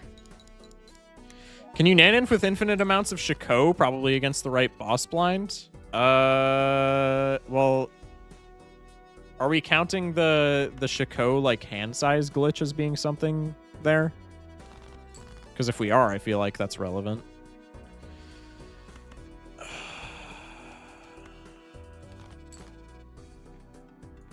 Okay, I'm gonna do this because I still want the blue seal, but we also like kind of need money right now, so let's just ship it. Thank you, Spaceman. Very cool. Thank you, business card. Wait, this is actually huge. First time in my life that probability-based jokers are like not actively scamming me. You can't get out of the Shiko animation? Yeah, maybe. That's true. We'll take antimatter into... Okay, rocks are pretty cool. Seltzer. That's actually pretty good for Wii. And then we'll just take the wheel. Hollow Wii. Doesn't matter that much, but it matters. Discard for the purple seal. Tragic. So this is where we're... Like, if we can survive this, we can survive pretty much anything. Because Flint is going to be, like, destroying our scoring. And, yeah, okay. So we're like, not doing that badly against Flint. Ton of 2s. I don't want to cycle any of these, but, like, we kind of have to play 2-pair consistently. Can you nan with infinite Wii? You actually can't because scoring animations. What does multi-Shiko do to the Flint? I would assume it inflates your score, but I'm actually not certain that that is how it works. Okay, we have Seltzer Wii as well. Seltzer business card is really cool for money, and Seltzer Wii is just really good for scoring. Yeah, we're like not in a bad position. We can ditch blue. What level's our 2-pair? Our 2-pair is level 16. I think we can ditch blue seals here for getting Wii scaling. Especially when we have Seltzer, like Wii scaling here is very Very important. And we're not always going to have Seltzer, so I think that's fine to ditch a planet card here for more Wii chips. Uranus card, pretty sick. Just got a perishable blueprint anti-8 copying runner at 315 chips. About to sell Luchador on Acorn. Damn. We could take Arcana pack, I guess. We're like so broke, man. But we're also scoring like not badly at all. So like I don't know how to feel about this. I think we hang them here. I think hanging them is more important to us than a Uranus card. Let's go next so we can like pay rent and not be incredibly sad. I'm trying desperately not to flood the chat with Wii jokes and embarrass you in front of the Raiders. You think Wii jokes embarrass me, bruh? Go for it. Can you nan-nan-nan-inf with Baron Mime? What do you mean nan-nan-nan-inf? Was this a My Chemical Romance song? Alright, not getting multiple Wii scales in one blind feels kind of bad, but we at least get blue seal value, which is cool. I'm hating the fact that we have extra Joker slots and we just can't do anything because we have no money.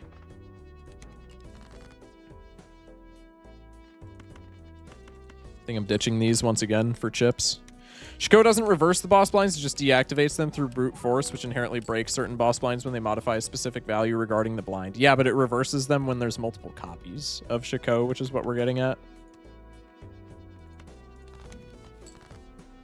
Empy? Give me money, please? No? That's fine. Strength aces into 2s.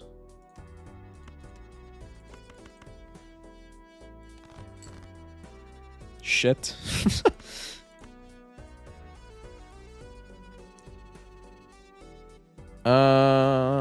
Still have a bunch of 2s. We have a bunch of 4s. We have a decent amount of 5s. No 8s.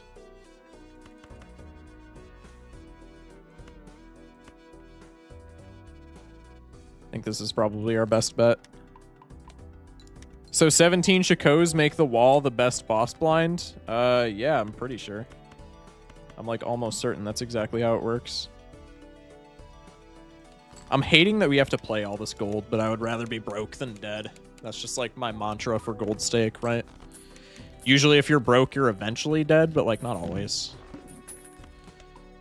Take the Uranus card, cash out.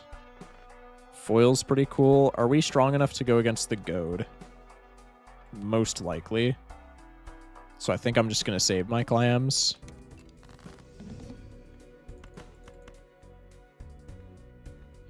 That 5 being a spade is actually kind of tragic, but it is what it is. We have one more Seltzer hand after this, so let's try and make it matter with some 2 action. Okay. Or maybe not. I mean, our Wii is at plus 240. Should probably just be going for planets at this point. Yeah, like I think this is fine.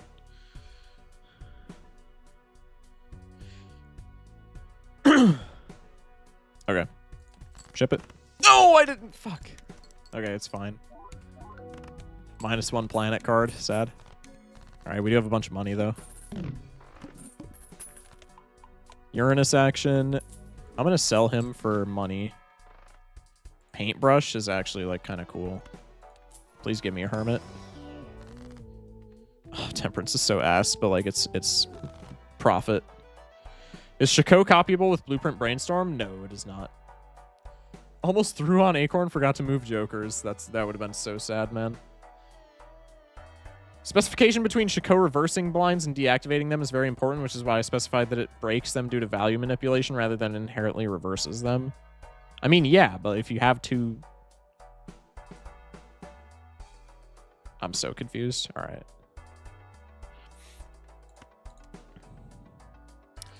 I mean, we still make it through this blind. Yeah, because this blind is always smaller than the last one, right? No, it's actually not. I think it's just marginally larger. I think I'm thinking of anti-8 big blind. Yeah, because anti-8 or anti-8 small blind is going to be 400k. Yeah, that's what I'm thinking of. Regardless, I think we make it through this. Maybe I want Paintbrush anyway because we have like gold and seals and all that. I think it's worth. I assumed not, but I haven't gotten them together. Yeah. I'm almost certainly. No, you can't copy them. I'm not almost certain. I am certain. I want to keep my golden hands so bad, but like if that doesn't end up being the case, doesn't end up being the case. I guess we're playing a gold seal anyway, so like we're still profiting.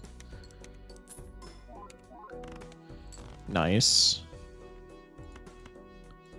I'm gonna get a little bit greedy here just because like money is like really important to me right now. Okay. No blue seal kind of buns.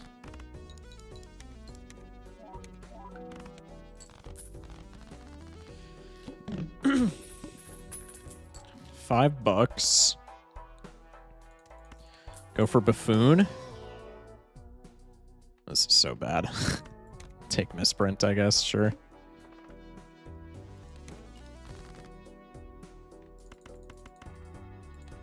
Play the 2-pair. W Spaceman. Goated stream. Appreciated afflictions. Madness pivot. Stop saying madness pivot. It is never a madness pivot in this in this situation. All right, I think keeping gold is more worth it here, so I'm just going to play high card 2 to scale the Wii. And then I'm going to discard a little bit, but we're eventually going to play 2-pair. Okay, now I just want money. Please give me a plus. Oh my god, dude, a plus $20 proc right here would be sick. All right, I won't stick my hand up at points. I was about to ask what I was looking at in terms of build, then I saw we were on plasma. Proceed, no questions asked. Exactly. See, you get it. We're just plasma gaming. Nothing to see here. Move along.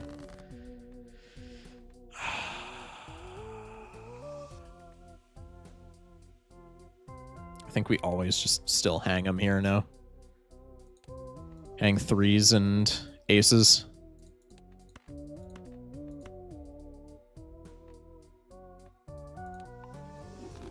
I was AFK when the prediction was active. I couldn't go all in. Sad. All right, go next. Psychic, I don't think matters whatsoever. Bro, oh, I thought we didn't draw one. Bang. Was there really no jokers over misprint during this run? Misprint came from a judgment, and I've just been holding on to him because, like, I'm too broke to let him go. I guess that's how we're filling our slots now.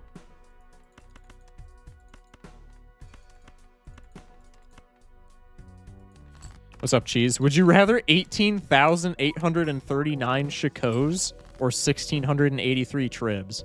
Honestly, give me the 18,000 Shakos, because that would be way funnier.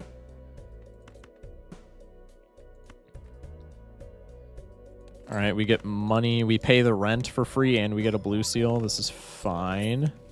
We dodge a little bit of Wii value, but like our Wii is at plus 328. That's a minor concern at this point. I'd rather actually be able to find my 8-ball. That's crazy, bro. Nobody else on this planet is saying that. Take the Hungman. Acorn is like the boss that does the least to us right now, which is so huge, it's not even funny.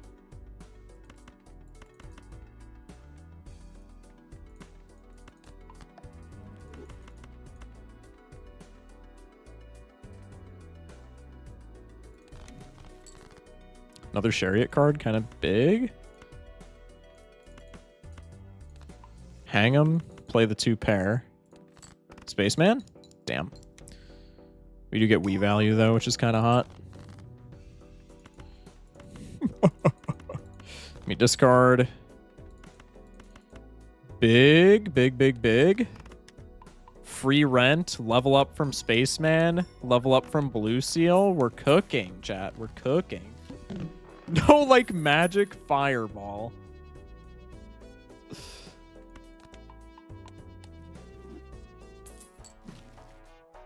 The trio and Earth. This run really wanted me to play Full House. Did y'all notice that throughout this run? This run really wanted me to play Full House. Okay.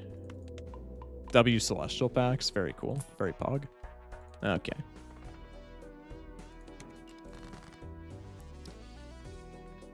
What the hell did I just top deck? Play the 2-pair, Spaceman. Fuck! It's fine, Spaceman. You did your job. I'm not gonna lie. I'm not gonna get angry with you. You did your job, bruh.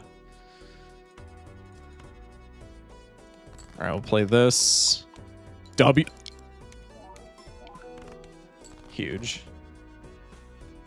The boss is winnable at this point if we can find a 2-pair every single hand.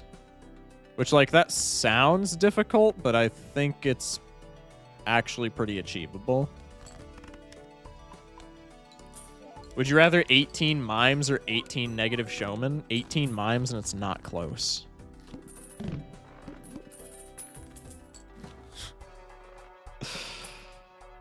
Castle, we're saved! Yo, ice cream is just actually better than Castle here. Which is really awkward, but like that's just how it is. Uranus card. Garbage ass standard. No, I'm not taking any of these. We have no X-Molt, so none of these matter for Acorn. So this should be kind of free, provided we don't, like, giga low roll our draws.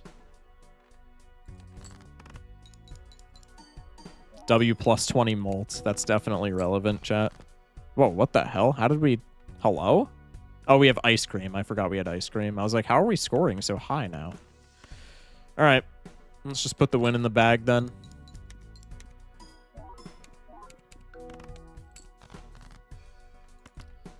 Or not.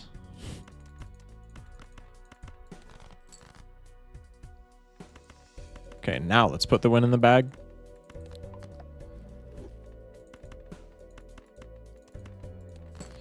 Bang. I wonder where's the Wii? Yeah, I don't know, chat. Do we want to take guesses? Minus 136 aura. What do you mean? We won the run. What do you mean minus aura? When did the sold run happen? It was whatever the last run of last stream was, I'm pretty sure, was the sold run. I don't even remember what I did to sell it. But it was last stream. Maybe it was the checkered. It was either the checkered or the Zodiac run of last stream. I don't remember which, but it was one of those. Space Joker for the win. Yeah, turns out Eternal Space Joker on Plasma Deck is like actually pretty good. We just like, yeah. I mean, this is kind of just proof that we can chip smacks, no, on Plasma Deck. 48 2-pairs played. I guess Wii was like a big part of winning that run, but if I wasn't so bad with my finances, I feel like we were still fine to win that.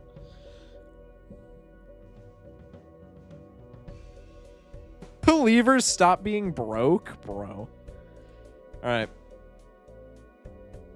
Damn, that was a crazy Believers payout.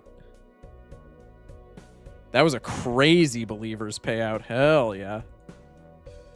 All right. I said we would go until we got through the roster, so we'll go one more. Which is erratic.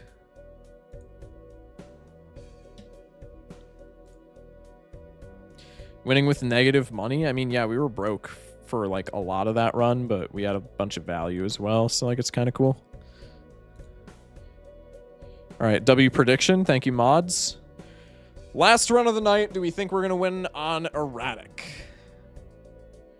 Erratic can low roll harder than black deck sometimes. Hard disagree, dude. Hard disagree. There's nothing more oppressive in this video game than -1 hand. What am I looking at? All right, I guess this is an Arrowhead run. Decent for straights, actually. Aside from the fact that we have 1-7. But we just play low straights or high straights. And a 7 makes this really bad for straights, actually. But like, if we had ideal deck fixing, this would be kind of funny. I don't like it. I don't hate it. Arrowhead underrated. Get bonkers. Simulation Quest with the follow. Welcome in. I might have to pivot to Doubter. Eh? Yo, chat, straight flush run, spades? Wait, this is actually hilarious. We have 2 natty straight flushes and spades. Wait, that's so funny. What's our boss? Monoclay is kind of annoying. All right. We'll see what this has in store for us. I think we're just always going for spades here. Even though we have more hearts. Like, our spades are where all of our high cards are at. High value, like ranks. Or we can just get the full house. That works too. Arrowhead underrated. Don't hear enough about that little guy. I will say, I think Arrowhead is properly rated. I don't love Arrowhead. I will say, Arrowhead on Plasma deck is actually free. Seance build on Gold Stake when? This might be your lucky day. Never mind, I'm a believer anytime, anywhere. What's our skip? D6 tag? That's fucking awful. That's actually terrible. These are both really bad. I feel like doubting. Yeah, I don't blame you on this run in particular. This is a really weird start. Go for spades. Giga punished. Giga punished. What the hell? Most prominent suit, by the way. 14 spades still in the deck, by the way. What the fuck?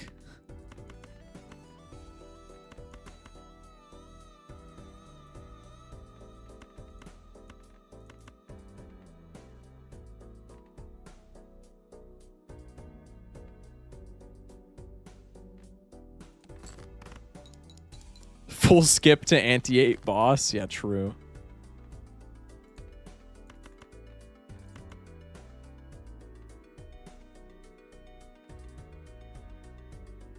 I mean, flush from here doesn't even win. We just have to use the... we could pair into flush, I guess. 60 points plus, like, give or take 300.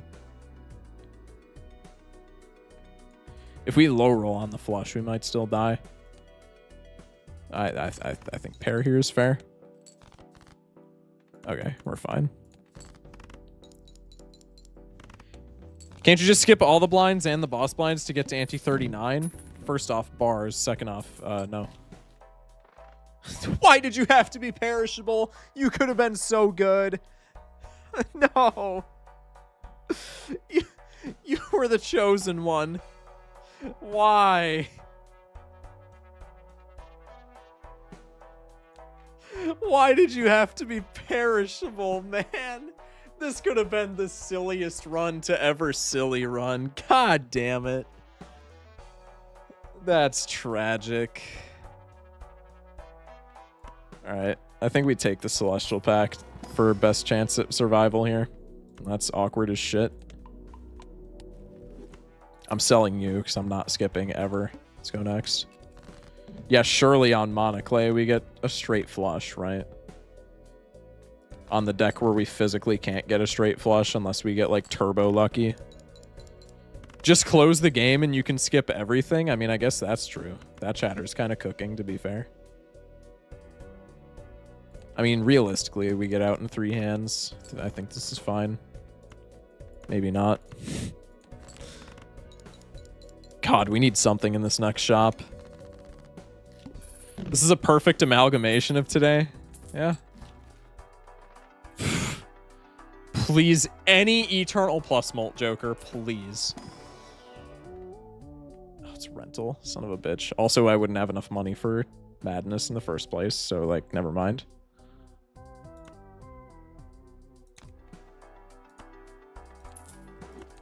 I am not good at arithmetic. This is, like, kind of funny, though. This... We're probably still dying, but, like, the run is salvageable at this... Okay, maybe not if I keep getting dumbass draws like this. Like, what am I looking at? Flush times 1.5? We can play, like, 2 of the... Oh, we need 3. Oh, never mind. 4 of a kind. Dubs. Holy Madness pivot? I mean, this is not a good Madness pivot, because we don't have any other Eternals. So now we're just locked in to, like, we can only take Eternals ever. Like, this is not a good Madness pivot whatsoever, but, like, it's at least something. Okay, chat, it's a really bad play. It is an exceptionally bad play, but there Especially when we're this broke. There is a line where we skip ethereal tag here and go for an onk. It's such a bad play, it's not even funny. But like otherwise it's literally just like Saturn card here so we don't die and then we're just broke.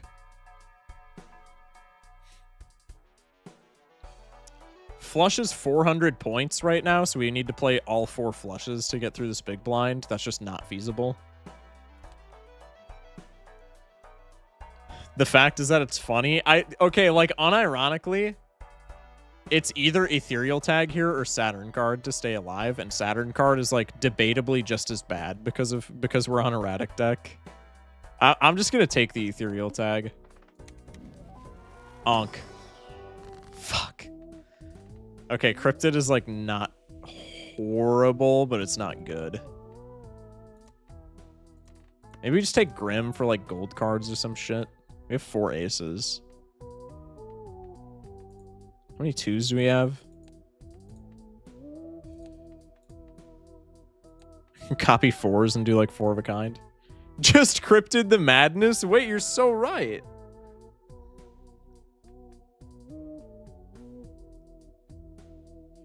You could do both. Yeah, I guess we could have done both. We pivot flush house here. That's kind of what I was thinking, like unironically.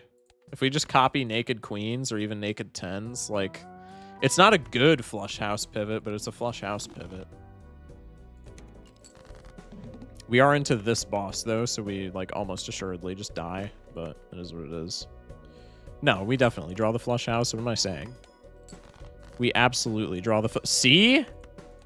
Chat, W pivot. I'm just saying. All my homies hate the water. Honestly, surviving water there is an achievement. There's an onk in here to reward me. Honestly, Hex is like really good as well. Oh, this is still so bad, but like it's a little funny. Let's take the moon card.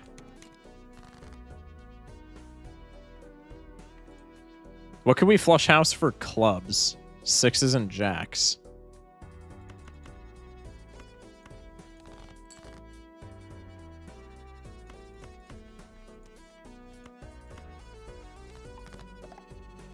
I don't know. Why is this working? There was an eternal campfire in the Wraith? Yeah, surely. Honestly, I wouldn't even take it with that knowledge. That helps us literally not at all right now. Okay, on the bright side, Needle is like the biggest nothing burger of all time here. I think the doubters will be winning. No.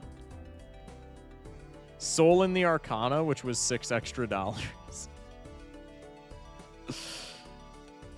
How much does straight give me? Like, okay, as much as we're in like a really bad spot right now, like Polychrome Madness is kind of a solo carry piece. Like Polychrome Madness is disgusting. We just need like some kind of econ and we're like actually kind of fine. But realistically, we die before we get said econ.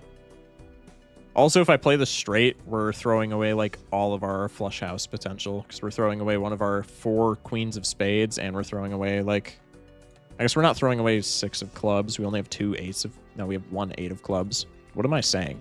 This is just always the play. Madness pivot is actually shagoated. One could say that, I guess.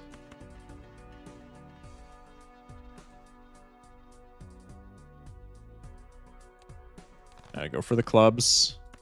Shite.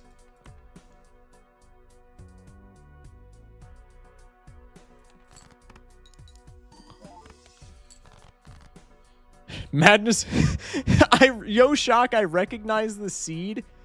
You get Eternal 8-Ball next shop, gives Judgment, which gives 6 cents, which gives Onk. Yeah, for sure. For sure. 100%.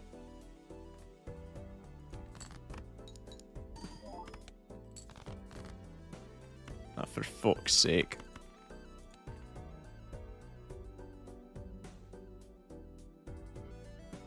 Well, that doesn't win. Surely I top deck the flush house, though. I need a jack and a 6. That's it. Fuck. What could have been? He said he knows the seed? Yeah, maybe. That's just ball knowledge they ain't ready for? True. God, what a stupid run. I mean, the ethereal tag was a complete throw, but like we were broke anyway. We were almost always dying. I'm not, you know what? I'm not even adding that to the throne runs list. Y'all can fight me. I don't give a shit. I played the seed next week. You buy credit card, then buy showman, then buy mega spectral to get 2 onks. Honestly, it's a miracle that we survived that long. Hitting 2 flush houses, kind of wild. Kind of wild. Anyway. Who is streaming that I could raid? We could raid the multiplayer Balatro channel.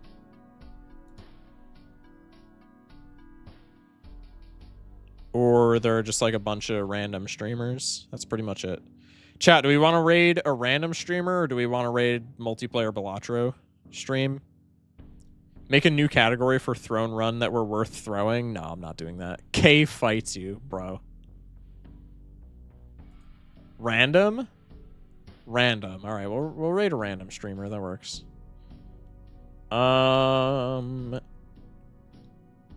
Let's see.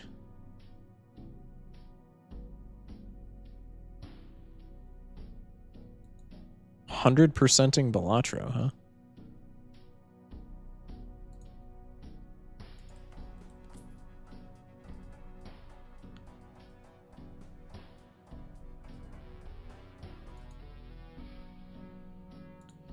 Okay, that stream does not look super enticing. There's like nobody with face cams, bro. This is actually kind of annoying, I'm not gonna lie. Somebody playing flushes, we're definitely skipping them. What? Who said that?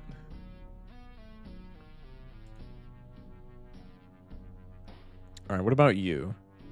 This guy has the no backseating tag. We cannot raid this guy.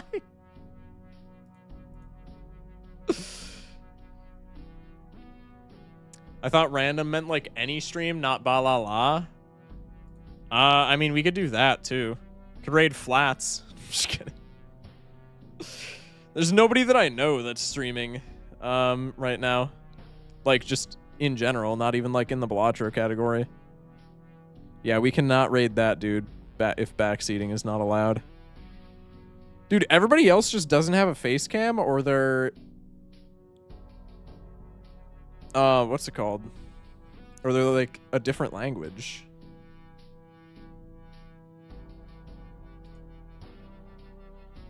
Some vanilla, some multiplayer. Is this like a Euro streamer? Retcon, please. That's nice. You not sound like a Euro streamer? Some vanilla, some multiplayer. I don't know. I don't know. I think we raid this guy, maybe. Madness Pivot is our raid message. Raffle. Who said raffle? Schmeckles. God. Raid the scene implosion? Wait, that's true. We can go tell them to Madness Pivot? Yeah, everybody's got to tell them to Madness Pivot. FRFR. Oh, is this guy doing challenges? No, they're not doing challenges. Joker's 150 out of 150. Huh? Oh, does he mean like he's discovered all of the Jokers? Maybe that's the case. I think this guy means... Okay, this guy's kind of got like a silly little run going. Sock Ancient Joker with Cavendish. DNA. Okay, this run looks silly. We'll do this. We'll do this. This guy looks chill. All right. YouTubeists, come over to the Twitch. We're going to be rating a Balatro streamer. So if you want to show some support, come over to the Twitch. It's in the description. Also in the description is my Discord. You can join the Discord and we just yap about random stuff in there. Random like gameplay and stuff like that. So if you're interested in joining the community, come to the Discord. Almost got to the 4-hour mark. Sad. Bro. That's crazy. But yeah. Love y'all. Probably won't be streaming tomorrow. Oh wait, no, tomorrow's Sunday. Definitely won't be streaming tomorrow. I don't know what I was thinking there. Won't be streaming tomorrow because it's Sunday, but we'll be back on Monday, probably with more of the same, just gold stake, win streak attempts. What else? Planning on doing the Joker tier list sometime next week. I don't know if that's actually going to be the case, but planning on doing the gold stake Joker tier list next week. That'll probably be like a very long stream considering decks. There are like 16 decks that we ranked because we did challenge deck as well, and that took us 2 hours. So that'll probably take forever. Stop yapping and pivot. I'm timing you out for 10 years. I'm just kidding. All right. But yeah, we'll be back on Monday. Love y'all. Stay safe. Sleep well. And have a good one. Thank y'all for watching W Stream. And I'll catch you guys later.